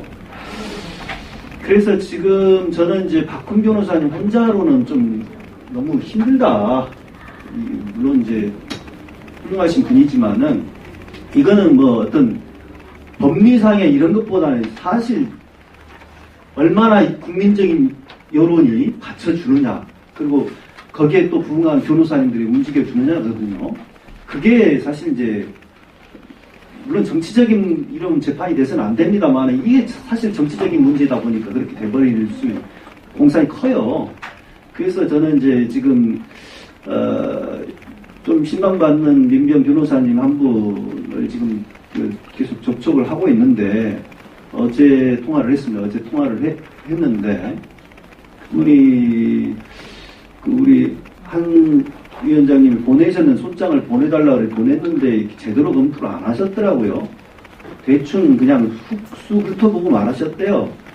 그래서 이제 좀 자세히 좀 검토를 좀 해보십시오. 그게 중대한 문제인데 지금 우리 종교계가 특히 기독교 개신교 목사들이 이 정도 이렇게 나왔다라고 하는 거는 이게 보통 일이 아닙니다. 말씀드렸고 우리가 나서면 아마 다른 이제 타종교회들도 이제 시작을 할 거라고 말씀을 드렸는데 그래서 이제 본인이 검토해보고 연락을 주겠다고 하더라고요. 그 만약에 시작을 하게 되면은 그 후배 변호사들하고 변호인단을 꾸리겠대요. 네, 그래서 연락을 주겠다 그런 확답을 받았습니다. 그래서 이제 좀 더 지켜봐야 될 것 같습니다. 예. 말씀하십시오. 저도 그 정말 변호사협회 대표하신 그 박재성 변호사님한테 전화를 하고 요구를 했습니다. 그 변호인단 구성해가지고 이거 제대로 나가야 됩니다. 처음에 박재성 그 변호인장님도 대한민국에 그런 일이 있을 수 없다는 거예요. 그래서 이야기를 차근차근 하니까 아이 큰일 났다. 왜 민주당은 가만히 있냐. 민주당이 자기들도 사고치고 새누리당도 사고치고 셈셈 됐다고 이렇게 같이 고른답니다. 이렇게. 아이고 이거 안 되는데 큰일 났는데 그러고 그때 몸이 편찮았습니다.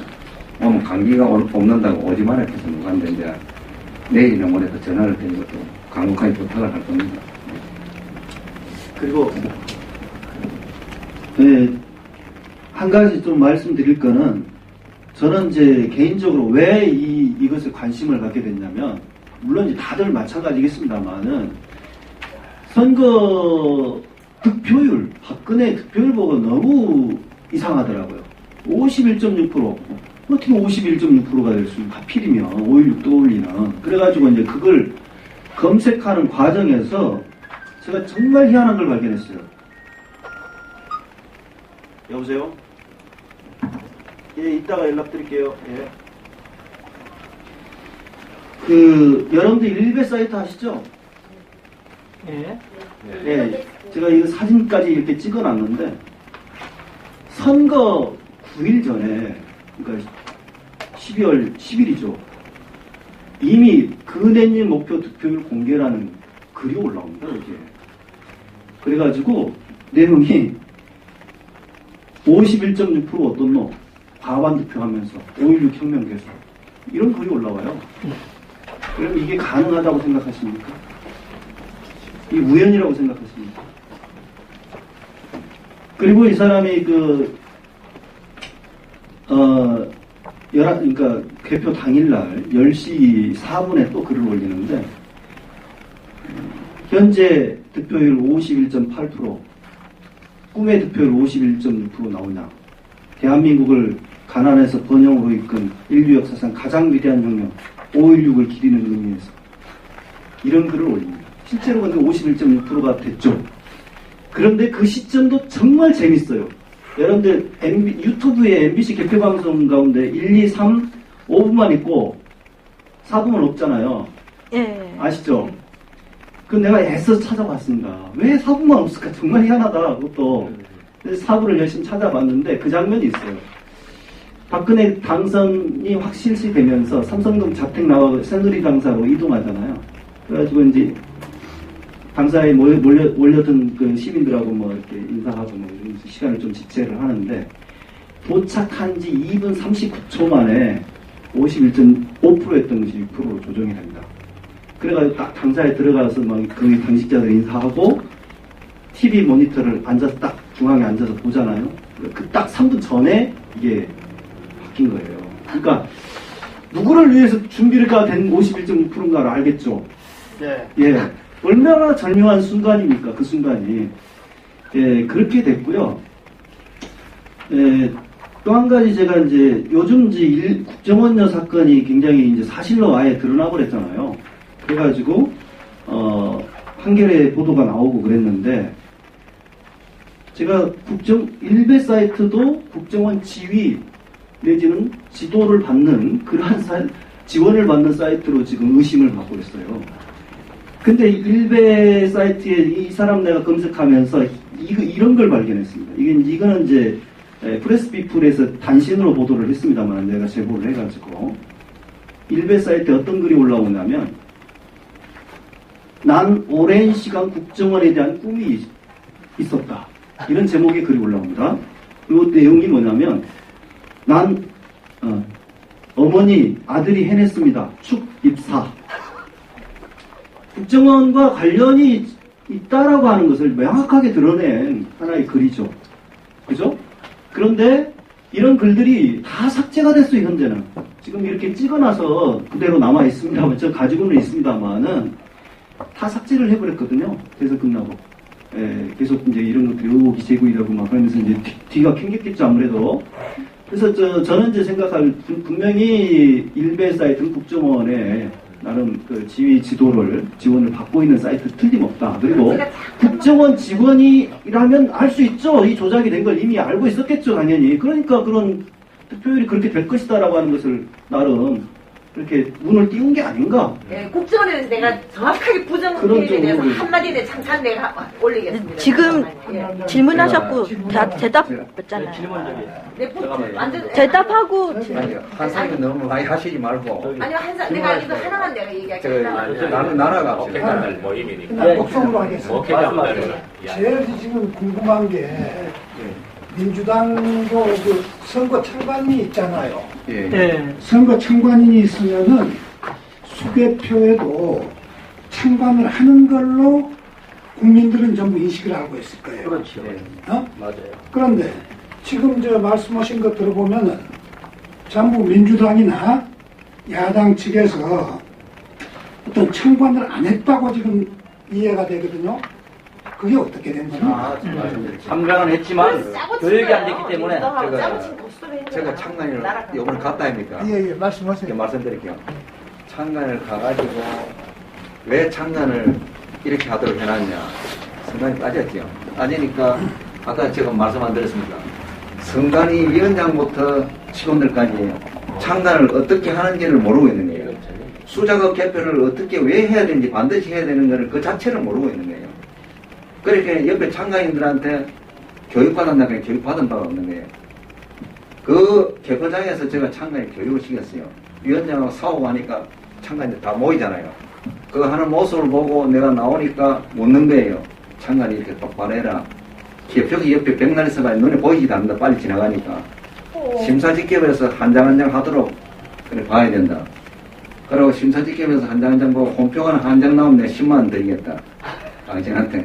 이렇게 참관을 교육시키면 그렇게 했어요.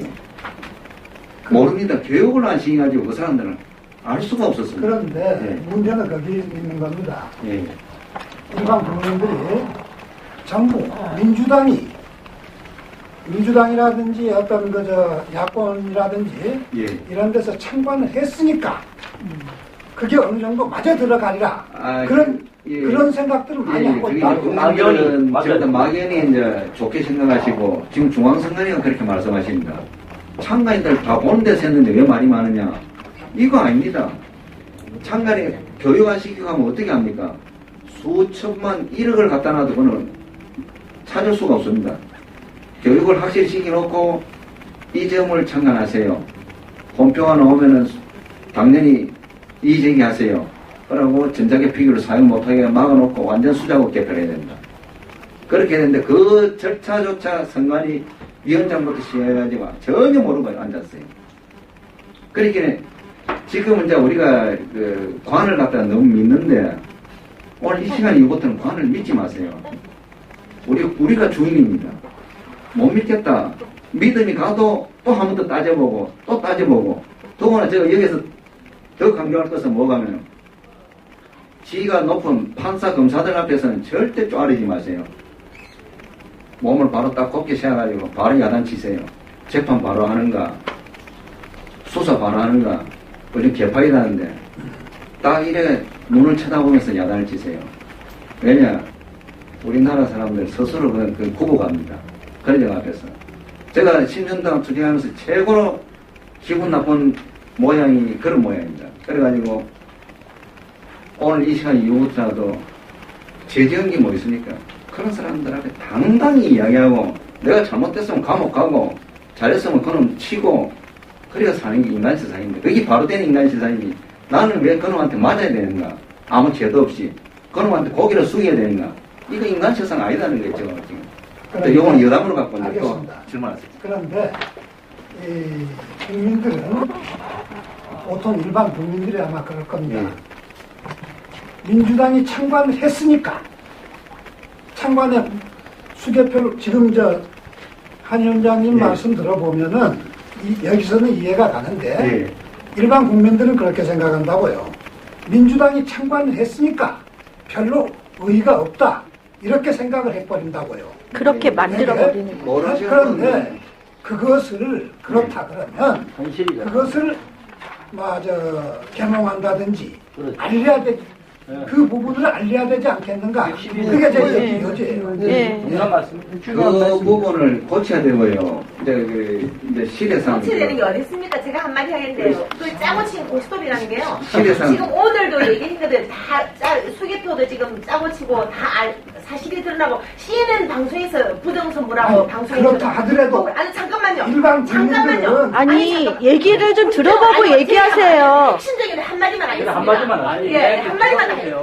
자, CNN에서 방송을 했습니다. 수개표 잘못됐다고 분명히 부정에 대해서 30일날 방송을 하고 그 김능환이가 날라왔구만. 자, 그리고 어저께 밤 11시에 김기용입니까? 경찰청장 걔가 어제 발표했습니다. 기자회견. 딱 11시에 뭐라고 했냐? 국정원 선거 개입은 100%입니다. 100%인데 왜 너 엉터리 조사해고 왜 그 경위를 차출했느냐 하니까 여야가 와서 합의하여서 조져서 못했다. 끝난 거예요. 부당선거. 당선증 장물 받아와야 돼요. 어제 김기용 경찰청장이 얘기해서 11시에 그 오늘 뭐라고 하는 줄 알아요? 민주당 짜고 치는 고스톱 뭐라 하는 줄 알아요? 아침에 국정원 해체해라. 지금 부정선거를 가지고 따져야 될 거 아닙니까? 민주당이 오늘 아침 국정원 해체해라. 핵 만들어 놓고 지는 벨기에가 지금 쳐들어온다는데 국정원 해체해라. 그럼 뭐야? 끝난 거요. 그러니까 여기 보세요. 여기 보세요. 그 답은 다 이 수검표가 죄송합니다. 제가 좀 바빠가지고 먼저 가겠습니다. 가세요. 너무 열불도 지금 그러니까 첫 번째 들어보세요. 짜고 치는 고스톱이에요. 이런 식으로 하면 절대 안 돼요. 이런 식으로 절대 안 된 게 아니고 지금 이제 수검표를 안 했기 때문이에요. 수검표에 대한 교육이 없었기 때문이에요. 그래서 수검표를 하라는 것입니다. 우리가 요구하는 것은. 그래서 지금 수검표를 하라고 소송을 낸 거죠. 그럼 그 소송 이름이 정식으로 뭐입니까? 제18대 대통령 선거 무효소송입니다. 무효소송을 하나는 재검표하라. 재검표하라. 그러면 그것을 박훈 변호사가 지금 변호사고 몇 명이 지금 한 겁니까? 애당초 처음에는 민변에도 들어오기로 했는데 그분들이 빠져버렸습니다. 몇 명? 애당초는 이제 단을 구성해가지고 한 10명 정도 하려 했습니다. 목표를 세워놓고. 근데 나중에 중간에 이제 안 들어온다고 그렇게 해가지고 박훈 변호사만 저희들이 차원까지 가가지고. 이제 변호인단 지금 말씀하는 거고, 이 말씀하시는 거는 그 소송인이 누구냐, 몇 명이나 선거인단이 몇 명 들어왔어요? 선거인단이요. 아니, 소송인단. 원고. 소송인단. 소송인단. 소송인단 원고. 지금 7,000명이 넘었습니다. 7,000명이 넘었어. 7,000명이 넘었고요. 그러면은 이렇게 이제 이 대선 무효 소송을 하게 되면은 그러면 그 소송이 언제까지 갈 겁니까? 그 소송은 그 기한이 고무줄 같습니다. 공주가. 왜 고무줄 같다는 거. 만약에 전 국민들 걸기가 일어나면은 전 국민들이 걸기가 일어나면 뭐 15일 만에 끝날 수도 있고 한 달 만에 끝날 수도 있습니다. 이렇고 이 동력이 떨어져서 지지분에게 소수만 나오면은 한 1년, 2년 임기까지 끌다가 기각시킬 거예요.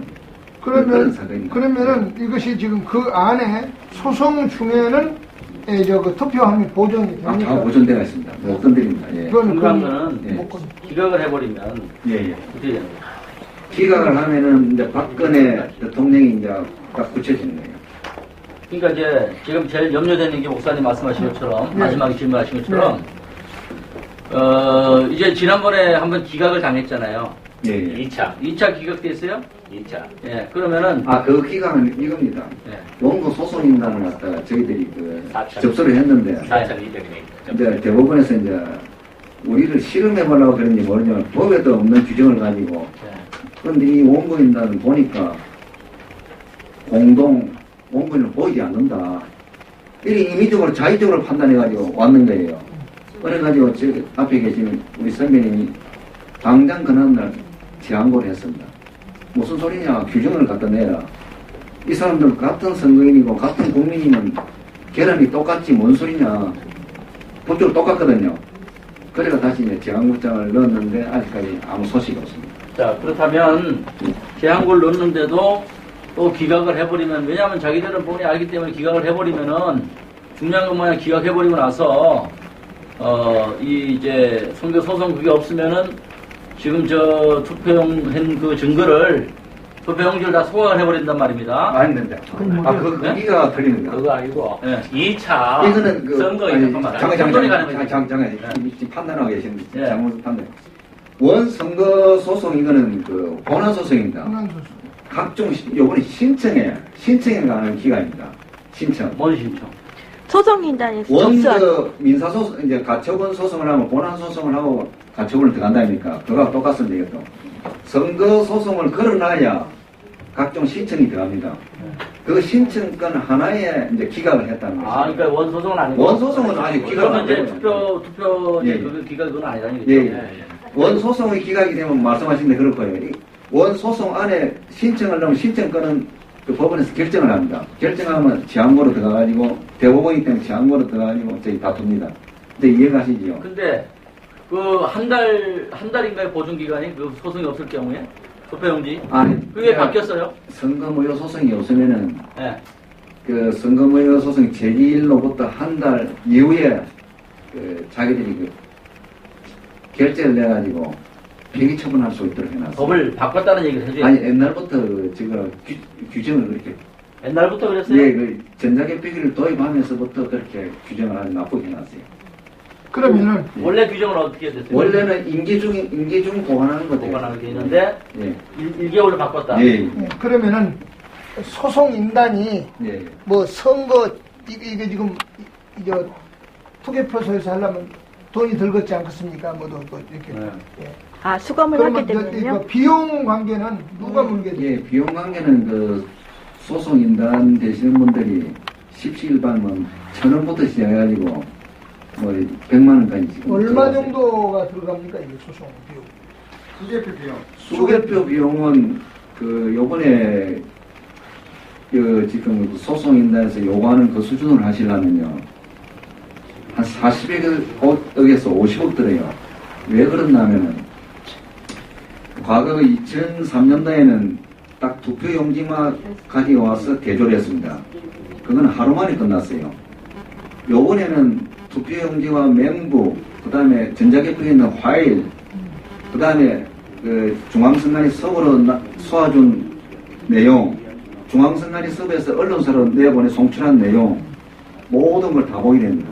다 보게 되면 시간이 엄청나게 걸립니다. 점점 풀리다가 명박이 한 달 된 거 수검표를 맞습니다. 하게 되면은 예, 박근혜 매표, 무효 매표, 기권 매표, 문재인 매표 이렇게 나올 거 아닙니까? 예, 나옵니다. 그러면 그거를 조사하는 과정 속에서 예, 예, 예.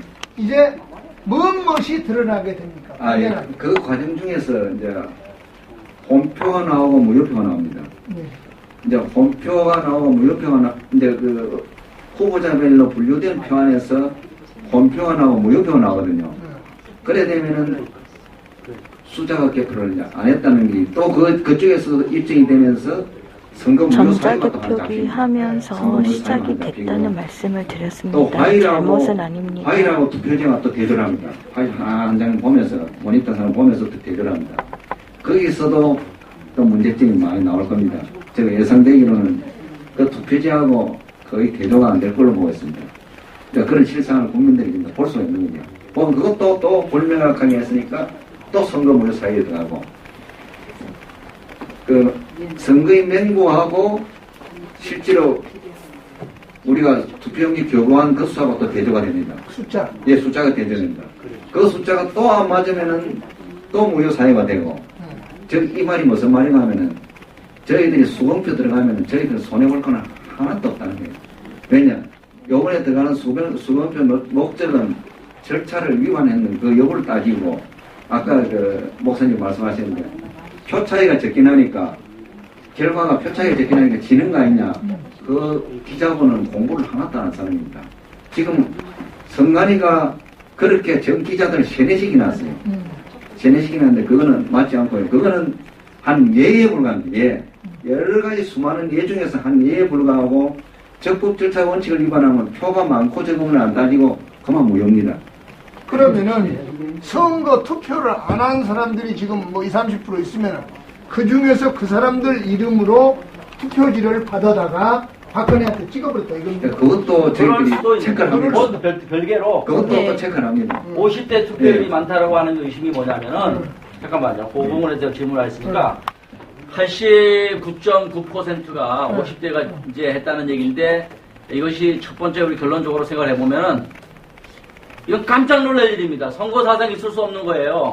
북한에서는 있을 수 있는 얘기인데 왜냐하면 50대가 그 병원에 있는 사람이 있을 수 있고 정말 그 일하는 사람이 있을 수 있고 볼일 있는 사람도 있고 뭐 이리저리 있습니다. 그러면은 실제 투표에 참여할 수 있는 인원이 한 90% 되는 겁니다. 실제 투표를 할 수 있는 여건이 있는데도 그 중에서 이제 안 하는 사람이 있는 거죠. 그러니까 결국은 100% 다 했다는 얘기예요. 얘네들도 감안을 해서 그걸 감안을 해가지고 표를 뒤집은 게 요한께 한 200만 표 되는 거예요. 그게 200만 표가 그거예요. 지금 뒤집은 게 그거예요. 그러니까 틀림없이 50대를 그러니까 이거 뭐 갑자기 뒤집으려니까 그 50대를 희생제물로 삼아가지고 3시부터 시작해가지고 그거를 충분히 뒤집을 수 있는 그것이 200만 표인데 안 나온 놈들을 싹. 그렇죠. 너무 찍은 걸로 해가지고 투표를 만약에 몰표를 줬다. 그래서 50대가 화가 났다. 뭐 50대가 이제 긴장했다. 생계 때문에. 제가 50대지만은 제 주변에 50대 다 물어봐도 그래서 없습니다. 50대가 89.9%라고 하는 그 이야기는 선관위가 확인한 사실이 아니거든요. 네. 지금 뭡니까 그 출구조사 이야기지. 사실 그 선관위는 공식적으로 아직 발표를 안 했고 발표했어요. 제가 그 말씀드릴게요. 그 선관위에서는 그 선거 끝나고 나면은 한 3개월 정도 지나면은 그 표본 추출을 합니다. 선거의 멤버를. 우리나라의 최고 일반적인 그 선거구에 그 표본 추출해가 조사를 합니다. 조사를 해가지고 연령대별로 투표율이 어떻게 된다. 그 다음 남녀 관계 이런 거 다 합니다. 하는데 지금 선관위에서 지금 할 수가 없지요. 우리 소송을 넣어놨으니까 할 수가 없고. 그 89.9% 했는데 과거에도 저희들이 한번 조사를 했습니다. 젊은 사람들이 투표를 많이 해가지고 정치가 바뀌었잖아요. 그 선거 멤버 조사를 해보니까 20대가 그때 많이 했는데 20대는 전혀 변동이 없었어요. 거의 줄었어요. 그거는 언론인들이 겉들이는 일종 유언비어에 말하거든요. 그러면은 이제 이거 하나. 지상파 얘기입니다. 다른 이제 거, 수정하면 다른 거. 지상파 지금 예를 들어서 89.9%. 선관위에서 개표 결과를 1분마다 SBS, KBS에 1분마다 이렇게 보고를 한단 말이에요. 그러면은 거기서 차이가 날 수밖에 없는 것은 기권표나 이렇게 무효표라든가 이런 것 때문에 차이가 날 수밖에 없다. 그런데 이제 우리는 이것이 안 맞다 그랬거든. SBS하고 안 맞다. 맞아야 되는 거야, 안 맞아야 되는 거야? 딱 맞아야 됩니다. 지금 어떻게 되면 선관에서 어떻게 되면 확정수를 지금 중앙선관위 서울에 올려준다 했거든요. 확정수. 확정수를 올려주면 계속 이제 집계가 나와가지고 마지막 누계치하고 확정수하고 딱 같아져야 됩니다. 같아져야 됩니다. 같아져야 그럼 되는데 방송국하고 선대위하고 틀리는 거예요. 틀리는 그것은 틀린 그것이 뭐고 하면은 3시부터 마저 들어가요. 선관위 자기들 했는 대로 들어간 게 아닌 거예요. 그렇게 중간에서 전자개표로부터 무슨 내연을 통해서가 어디서 숫자가 같다는 거예요. 같기 때문에 그런 현상이 나타나는 거예요. 왜? SBS 같은 게 적었거든요. 적으니까 이 사람들이 옆에 리블루트 페이지를 대강 몇 %가 합산을 하려니까 귀찮으니까 그대로 송출했는 것 같아요. 그러니까 SBS는 왜 숫자가 틀리냐, 왜 적느냐. 죄송합니다. 모르는 국민들은 좀 번개를 타시고. 목사님 이거 팜플렛 좀. 예.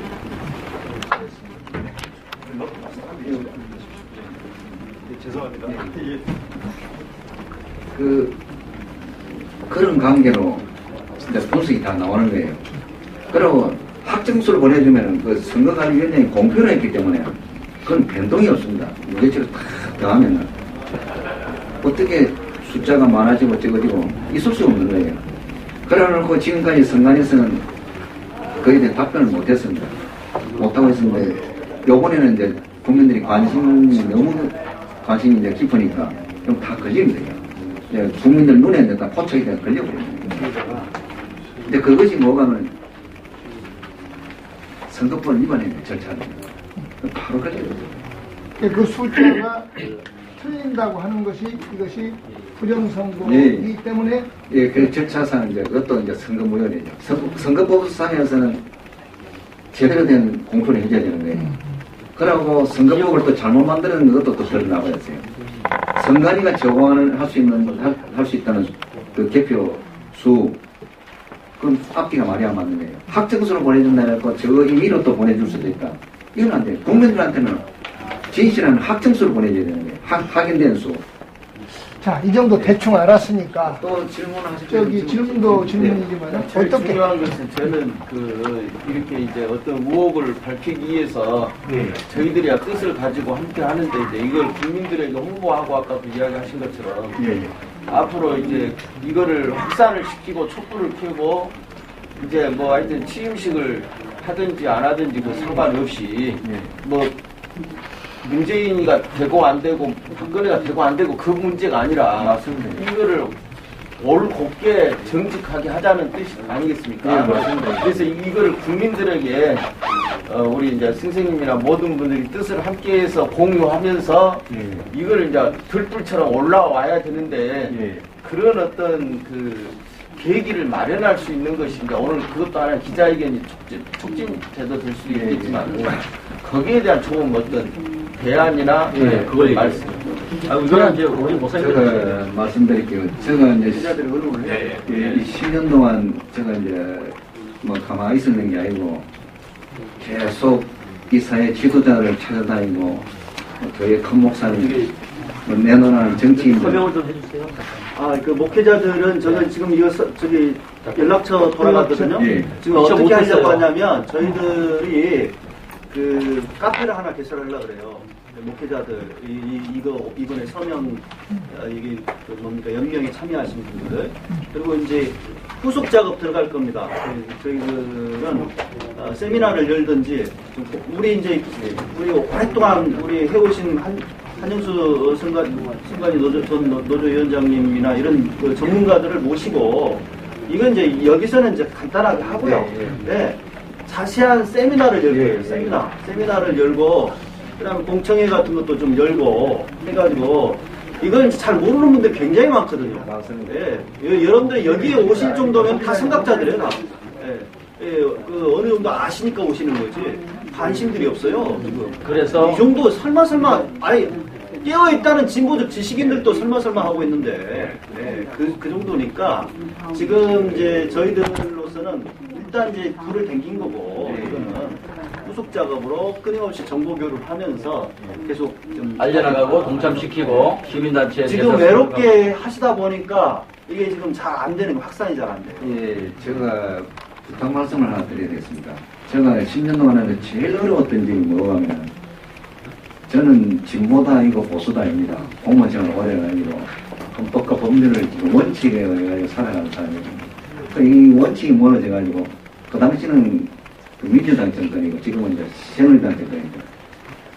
이거를 원칙이 무너졌으니까 제대로 질서를 잡읍시다 하니까 그 당시에는 한나라당 쪽에서 나와가지고 이걸 부정선거를 한다고 이랬어요. 지금 새누리당이 집권을 하니까 이제 이쪽 민주당 쪽에서 나와 이래 하는데요.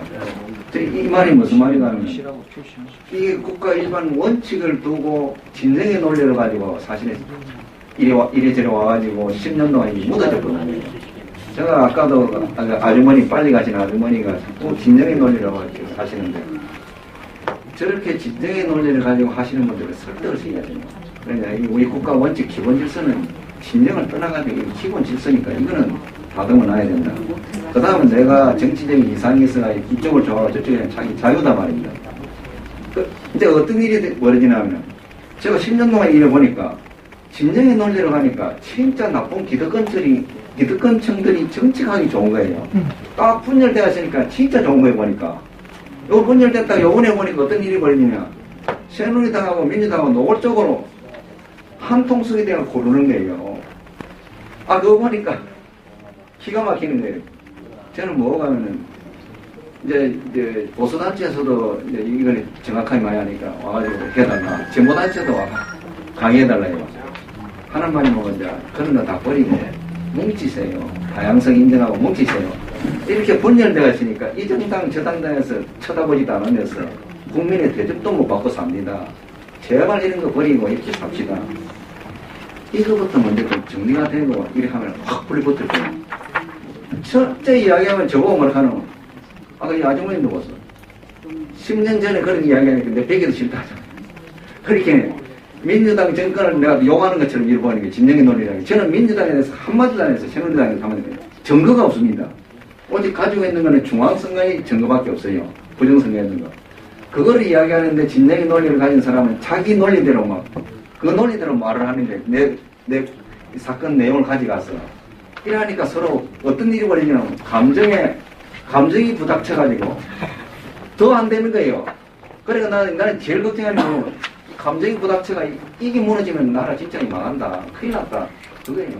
그걸 말씀드리고 제가 이제 뭐 간단히 질문도 시간이 잡아가지고 질문하시는데 두 분 듣고 이제 말씀드립니다. 제가 궁금한 거는요. 선거관리위원회에서 일을 하셨잖아요. 예. 근데 어저께 오늘 서플라이즈나 아고라에 뭐가 뜨냐면요. 예. 그 2009년도에 10월달에 선거관리위원회에서 그 만들어놓은 파일이 어떤 네티즌이 이제 꺼내냈는데 거기 보면 지금 올해 18대 대선에 대충 봤는데 이렇게 파일이 뭐가 나오냐면 18대 대선에 총 투표를 할 수 있는 사람, 총 투표자 이런 것들이 나왔는데 그 파일이 2009년도에 만들어 놓은 것이 올해 대통령 선거랑 똑같은 됐다고 나와 있고요. 그러니까는 지금 대통령 선거 이 부정이 2009년도에 이미 파일이 다 만들어져 있었다고 지금 아고라나 서플라이즈에 뜨고 있거든요. 유권자 수까지 벌써 그때 탐정이 났다. 다 이렇게 제가 숫자를 봤는데 그것이 보고서 너무 깜짝 놀랐는데요. 지금 위원장님 하셨던 분이 지금 이렇게 말씀을 많이 하시지만 그러나 지금 이런 모든 것들은 지금 한 것이 아니라 2009년도에 이미 다 이렇게 다 돼 있었다는 것을 어떤 네티즌이 그걸 잡아냈어요. 그래서 이제 거기 중앙선거관리로 들어가면은 열리지 않게 돼 있거든요.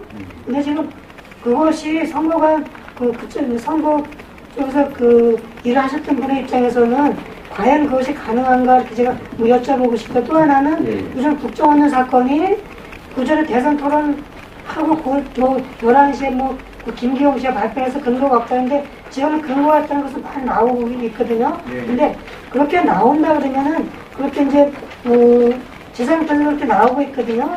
근데 그렇게 나온다 그러면은 그 선거와 또는 새누리당이 굉장히 불리하다고 느끼는데 그것이 나오는 이유가 뭐죠?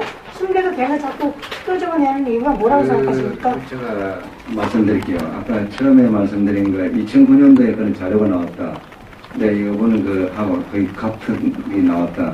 그건 충분히 가능합니다. 만약에 요번에 그 개표장에서 수개표를 정확하게 했으면은 걸러졌어요.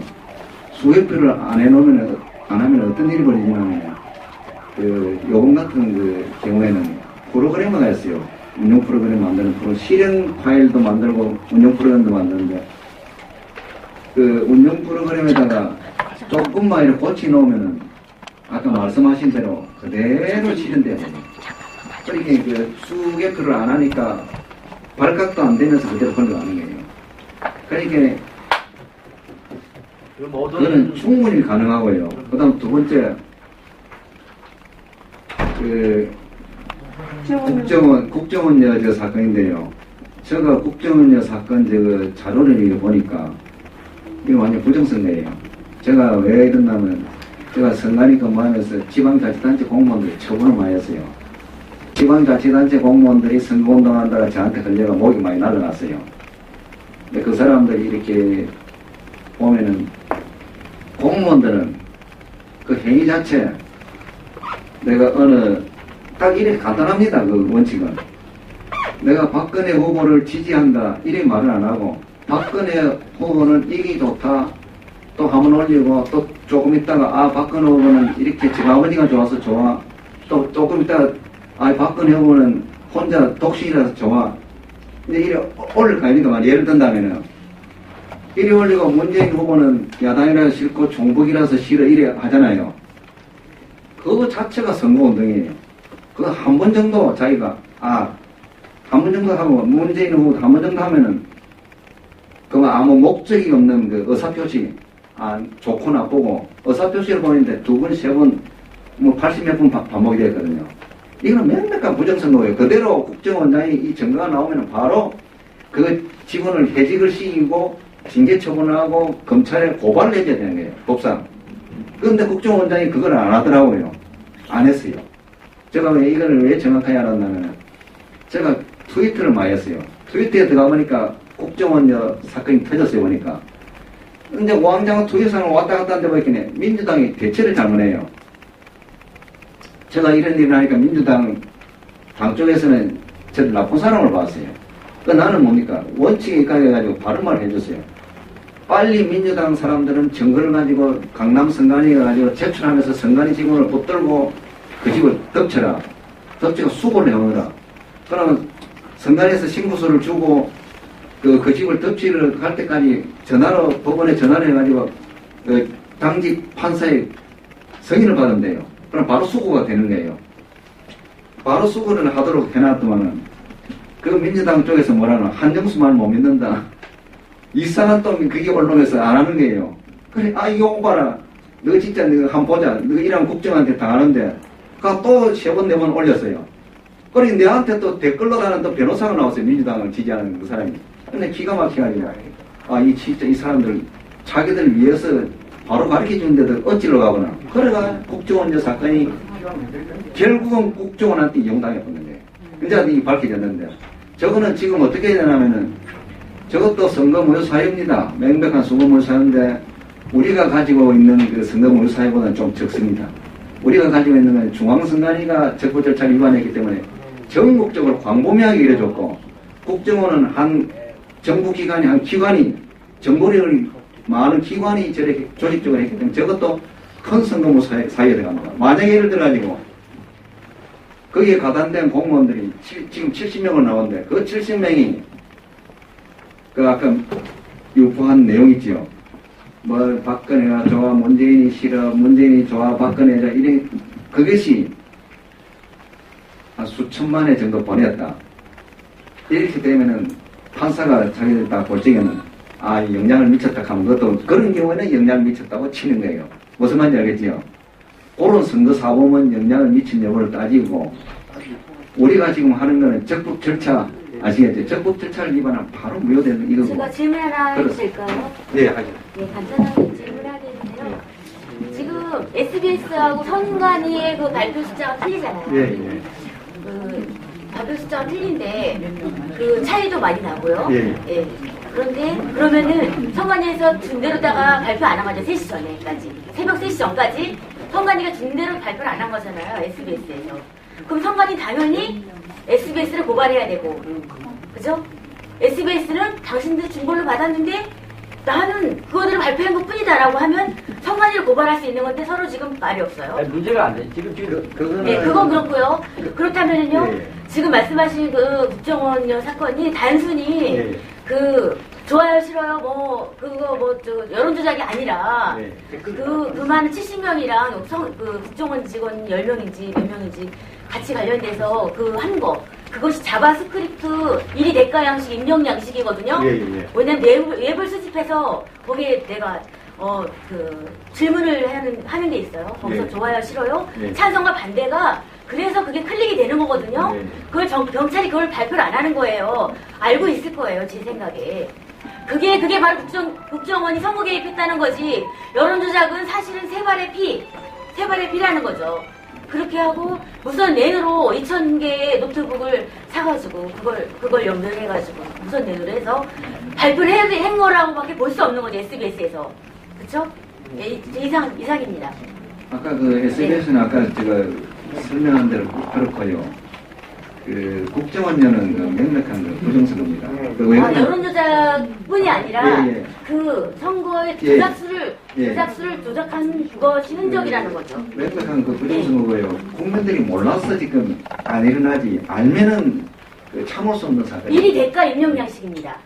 그건 제가 분명히 그거라고 생각해요. 오늘 정말로 감사합니다. 이 바쁘신 중에서도 전국 각지에서 지금 다 언론 목사님들 정말로 대단히 감사합니다. 그래서 이제 오늘 이것으로 맨 마지막에 한번 노트북 그거는요. 앞으로 가시면 올라가져 있습니다. 저 우리 젊은 친구 지금 손 들었어요.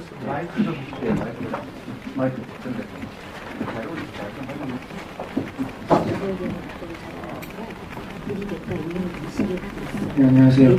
18대 대선 이정선수 진상규명 시민모임이라고 하는 카페지기를 맡고 있는 김강준이라고 합니다.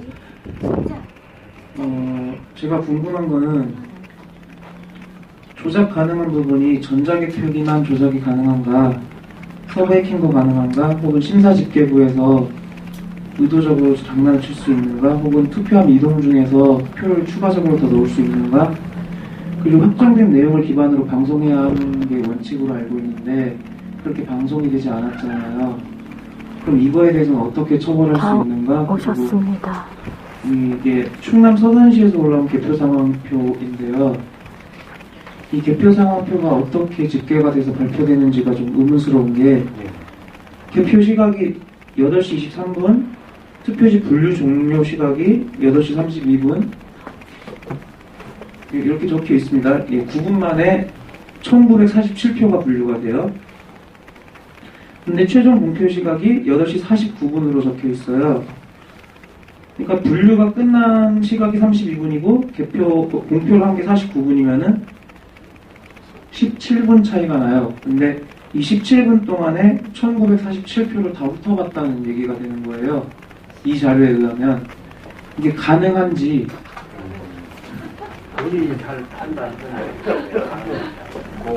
그리고 이런 경우에는 지금 여기에 이제 위원 검열이라고 해서 위원들 도장이 찍혀 있잖아요. 이 사람들 전부 다 선거사법으로 처벌할 수 있는지. 그게 궁금합니다. 근데 증거예요. 명확한 증거. 근데 이 정도 감시하면은 선관위에 이제 부적성을 못하겠습니다. 그 개표 사항부터 먼저 해드릴게요.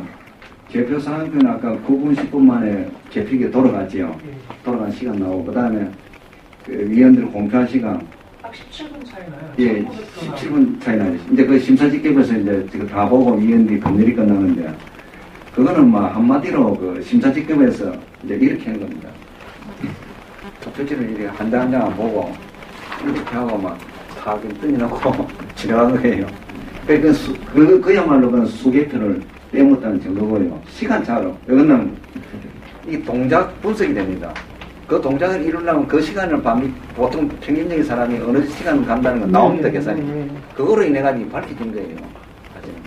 그게 뭐가 1월 17일 그 시연에서 밝혀진 거예요. 이것도 밝혀져 버렸고. 그 다음 아까 뭐 너무 질문을 빨리 하시고 많이 하시고.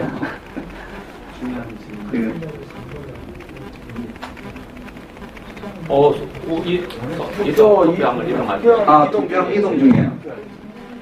투표함 이동 중에도 사고 날 수 있습니다. 과거에도 사고 많이 났고요. 자유당 때도 많이 났다고 제가 전해 들었고요. 그 다음 강남 개표장에서 제가 직접 현장에서 봤습니다.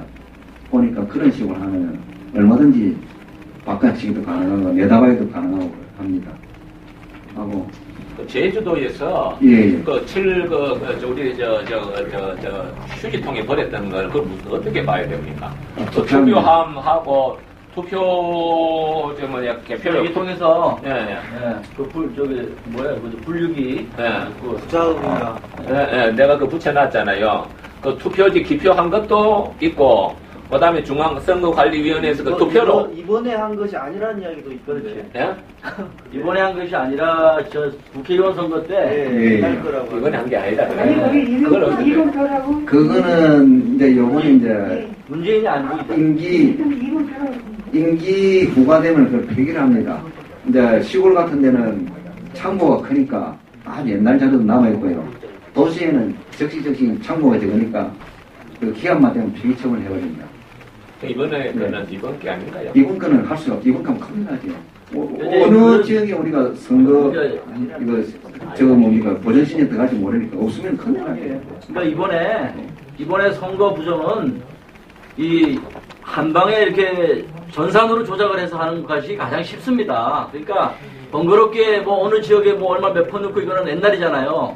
그렇게 안 합니다. 우리가 생각할 때 그렇게 했을 수도 있겠지만 무모하게 그렇게 안 하고 내가 봤을 때는 전산 조작으로 한 것이 지금 가장 유력하다는 얘기입니다. 저희들이 고발해가지고 프로그램 만든 사람이 있죠. 프로그램 한 사람이 만들었어요. 프로그램 만든 사람을 검찰에 불러내가지고 조사 가야 됩니다. 맞아요. 전문 프로그래머들 다 모시고 와가지고 그걸 누가 만들었어? 지금 누가 만드는지 모르겠어요. 조사를 해야 되는 거예요. 국민들이 모르니까 제일 중요한 게 그겁니다. 그 사람부터 먼저 조사가 들어가고 해야 되는. 왜냐? 이번에 저기 그러면 질문이 있는데요. 네. 전산 프로그램 따로 만들고 기계 따로 만드는 데가 있는 거죠? 네. 그렇죠. 맞아요. 투표지 분리기는 하드웨어는 한틀 시스템을 제공을 했고 소프트웨어는 업체를 모르시나요? 업체 이름을 또 갑자기 생각이 안 나는데 업체가 있을 거예요. 예, 그 이제 큰 회사는 아닙니다. 작은 회사에서 이제 제공을 했는데 그 프로그래머 왜 그러냐면은 삼성이나 아주 큰 회사에서 하면은 돈이 너무 많이 듭니다. 그 회사는 실수하면 큰일 나니까 그런 회사에는 의뢰가 우리 돈을 주고 못 합니다. 그러니까 아주 운영과 열악한 데는 하면 어떤 일이 벌어지냐면 프로그래머들이 생활이요 굉장히 못 삽니다. 그 사람들한테 돈을 찔러주면서 개표 사무원들이 졸릴만한 시간 10시 이후부터는 1%씩 조작하다가 10시 이후가 너무 많이 졸리는 시간에는 2% 조작하도록 해놔라. 딱 해놓고 가면 그대로 돌아가는 거예요. 그래서 바로 당시에 한 사람이 완전 전국을, 요번 선거구가 전국이 똑같다니까. 대통령 선거는 한 선거구거든요. 똑같은 프로그램을 넣습니다. 딱 그래 놓으면 간단하게 끝나버립니다. 예, 전국이 간단하게 끝나버립니다. 그거를 그러니까 그 사람을 잡아다 가지고 지금 모르는 것이 많아요. 네. 제가 이거 반드시 해야 됩니다. 여쭤보세요. 이경복 교수님이 지금 이거를 이제 저는 다 알고 또 몇 분들은 안다고 해서 이제 다 알 것이다 이렇게 생각하면 안 되고 이경복 교수님이 2008년도에 그 전산 교수로서 우리나라에 권위 있는 교수로서 이것이 조작이 가능하냐라는 의문이 생기니까 그러면 가능하다고 하는 사람 와서 한번 해봐라 그래서 전장 그 개표기를 진짜 갖다 놓고 프로그램을 만들어가지고 소스를 넣어서 그 시연을 보였어요. 조작을. 그러니까 이겁니다. 영상에 지금 찾아보면 있는데 1% 차이가 내려면 1% 차이 나게 만들고 정확하게 상대, 그러니까 무조건 49대 51로 만드는 거예요. 무조건 선거는 49대 51로 만들려고 딱 입력을 시켜놓으면 무조건 그렇게만 나오죠, 결과가. 2008년 10월달 국감에서 예. 이경목 교수 그래서 그걸 국회의원들 앞에서 시연을 보여줘가지고 깜짝 놀란 거죠. 야, 어떻게 이렇게 이것이 가능하냐. 이게 놀랄 일 아닙니까? 그럴 일이 없을 거라고 주장을 하고 했는데 이것이 그게 사실로 밝혀졌기 때문에 국회에서 이것을 받아들여가지고 하는 결론이 뭐냐면 3,500억이라고 하는 전자 그 개표기를 보수하고 도표기 도입. 아니 도입. 네. 그 예산이 3,500억이 책정되는데 이거 안 되겠다 싶어서 3,500억을 삭감을 해버렸어요.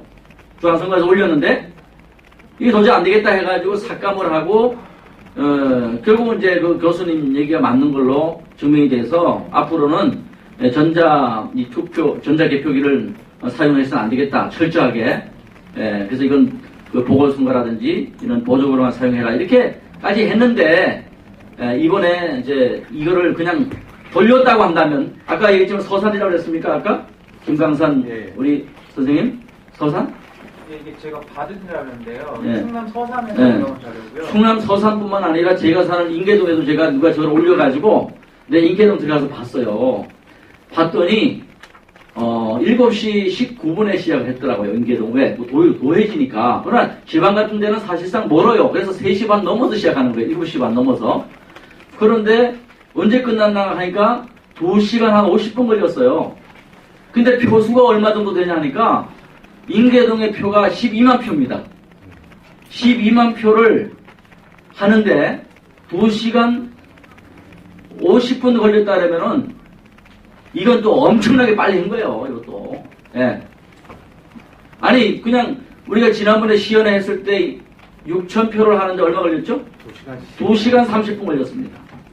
예, 2시간 30분 걸렸거든요, 6,000표 하는데. 예, 그래서, 이런 것을 볼 때에 틀림없이 수개표를 하지 않았다라고 하는 것이 명백한 여러 가지 증거들이 지금 나오고 있기 때문에 틀림없이 수개표 하지 않고 어떤 소스를 입력해서 어떤 결론을 이미 내려놓고 그냥 입력을 시킨 것이 SBS로 바로 나왔고 어떤 결론의 소스에 의해서 SBS로 바로 나왔고 선관위에서 보고할 필요도 없는데 그것은 늦었어요. 그러니까 예를 들어서 선관위에서 자료도 주지 않았는데 일본 거기에서 뭐냐면 선관위에서 자료를 줘서 발표를 하면 똑같아야 되겠죠? 그죠? 선관위에서 자료 준 그것이 출력이 나왔잖아요. 그럼 준 것을 뭐 100만 표다 이쪽에 100만 표가 딱 나와야 됩니다. 근데 어떻게 나와 있냐면은 여기는 100만 표인데 저기는 110만 표 이렇게 나와요. 예를 들어서. 그게 쭉 그렇게 나가다가 언제 가서 마시려냐면은 새벽 3시 몇 분에 가서 일치하게 이제 마시더라고요. 확정이 됩니다. 예, 확정이 되면서 똑같이 이제 이쪽에 주는 거하고 이쪽에 주는 거 똑같아요. 모든 상황 끝난 거죠. 그래서 그 상황이 끝나기 전까지는 여기서 주지도 않은 자료를 가지고 여기서 공표를 합니다. SBS에서. 예, 그래 이런 것이 우리나라의 지금 이제 이런 그 개표 상황에서 일어났어요. 제일 중요한 건 뭐냐면은 아무리 빠른 게 중요한 게 아니고 정확한 게 중요한 겁니다. 이 점을 우리는 얘기해야 되죠. 국민의 한 표가 소중하게 정말 한 표라도 이렇게 우리가 육안으로 분류하지 못한 이런 문제가 아니라 정말 한 표라도 왜 문재인 쪽에 있어야 될 표가 박근혜 표에 가 있고 이런 일이 있을 수 있느냐는 얘기입니다. 그렇죠? 왜 한 표라도 거기 가 있을 수 있느냐는 얘기입니다. 그런 일이 없게 해야 돼. 그러니까 0%라고 하는 그런 것을 하기 위해서 수개표를 하는 거거든요.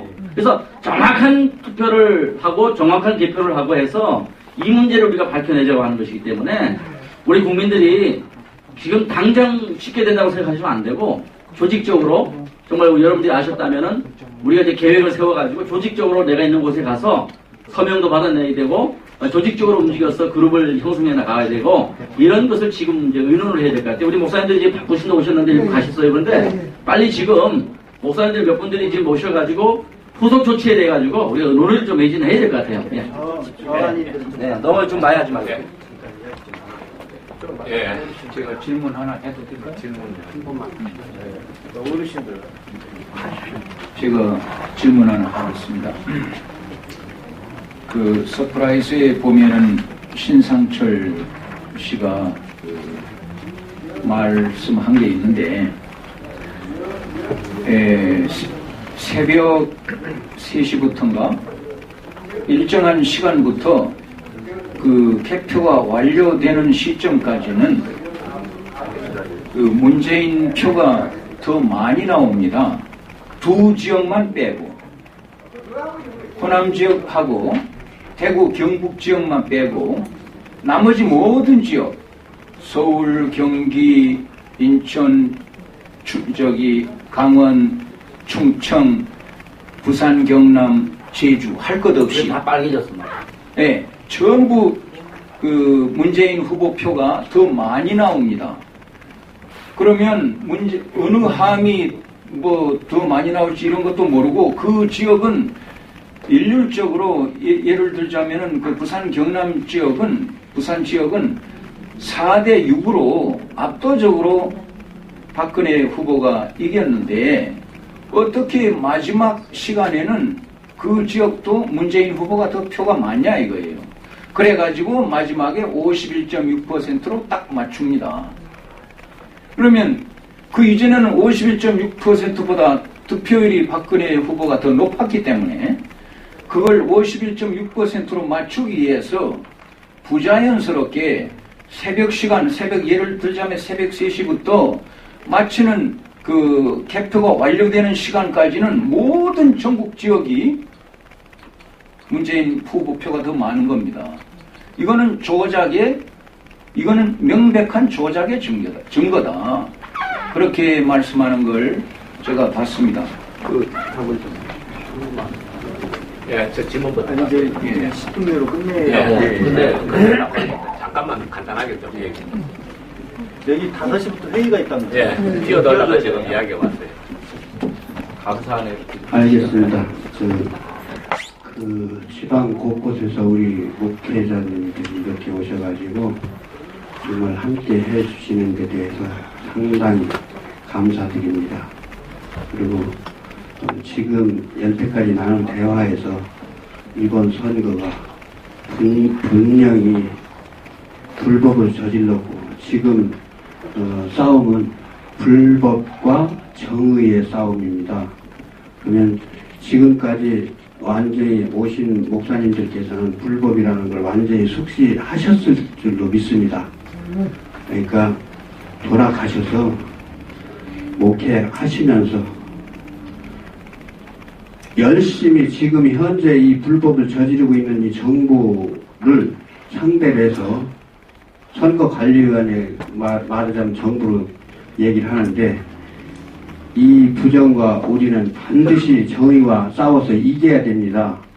지금 연태까지 말씀하신 대로 이 사람들이 불법을 저질렀는데도 저 사람들이 그대로 있는 거는 우리 국민들이 계속 여기 앉아서 토의만 하고 앉아 있어가지고 그렇거든요. 일어나야 됩니다. 그죠?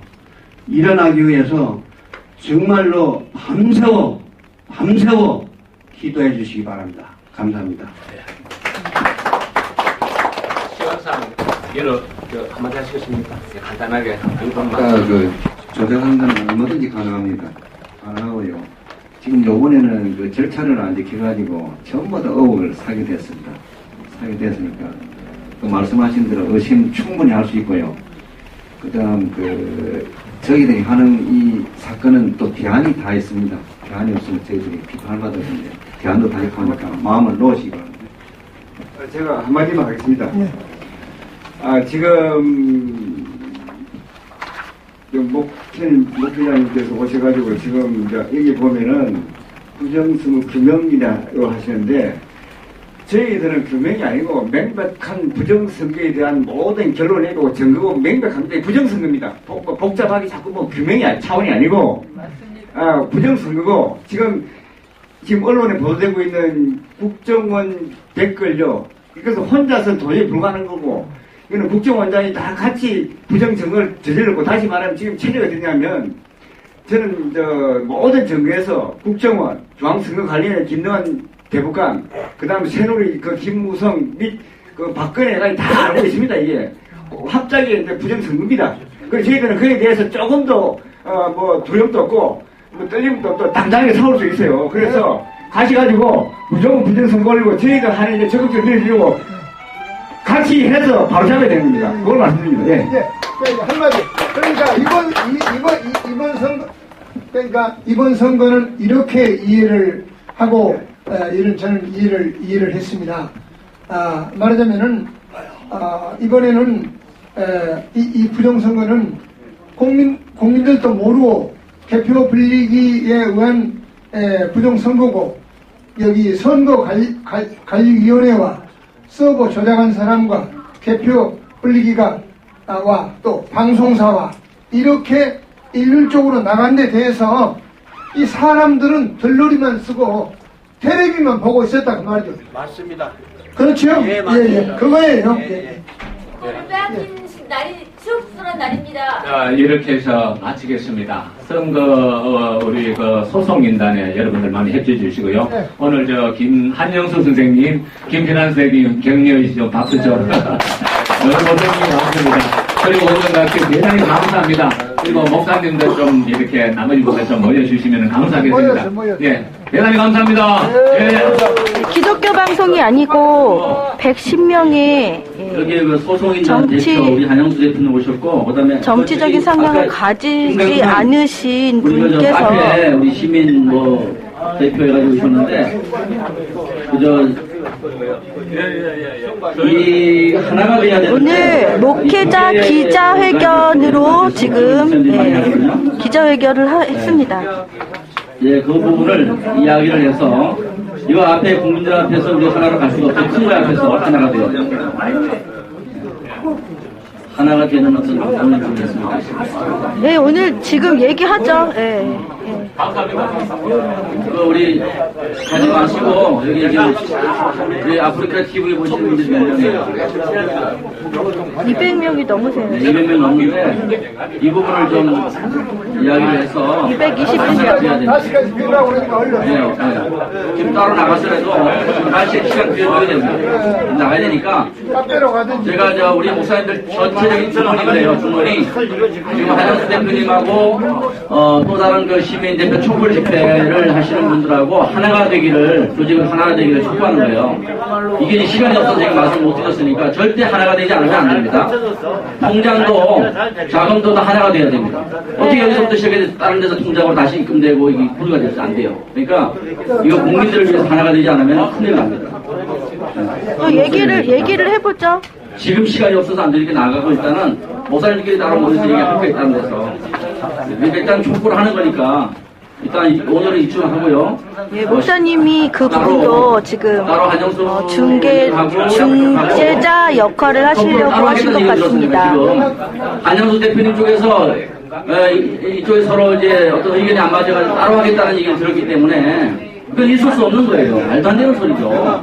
그렇지 않습니까? 임의의 단체를 만드시고 따로 뭐 돈도 모시고 단체를 만들고 하는 것을 이미 거기에 준비하고 하시는 분이 나한테 와서 얘기를 했기 때문에 내가 건명을 했어요. 그래서 지금 고려하고 있는 걸로 알고 있어요. 그런데 절대 있을 수 없습니다. 그래서 우리 여기 있는 모든 사람들이 뜻이 얘기해요. 그러니까 지금 대한정당을 만든다 뭐 이런 얘기들은 아이고 이거는 우리가 나중에 꼭 해야 될 일이고. 네, 맞습니다. 그러니까 절대 여기서 이제 그런 말은 안 나오셨으면 좋겠어요. 네, 좀 예민하고 저도 정말 중요한 얘기입니다. 제가 하고자 하는 부분이기도 하죠. 여러분 아시다시피 절대 촛불 2개 들고 나가면 안 됩니다. 따로따로 하면. 맞죠?